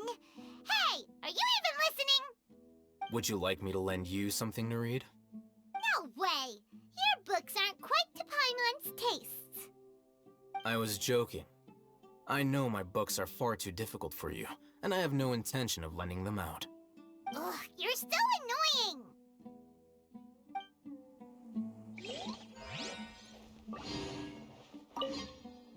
You must let me know if there's anything I can do to help.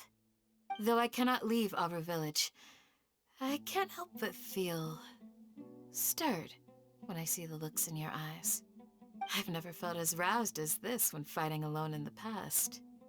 I suppose this must be the power of camaraderie.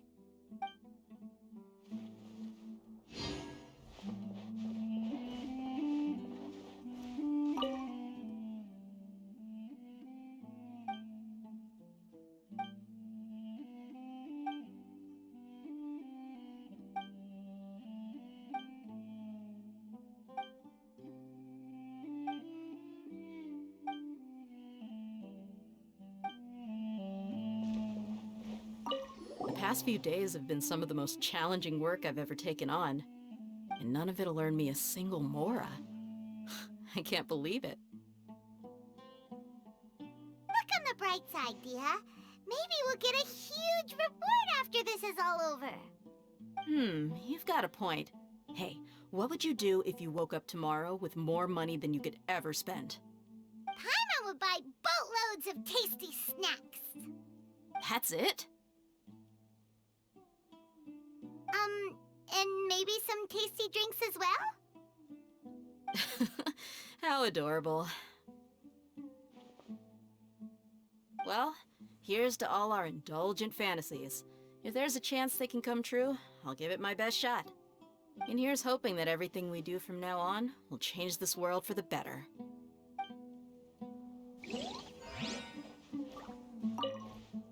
In the past, I never imagined that even the gods could suffer from hardship. If we can find a way to change all of this, will this nation become a better place?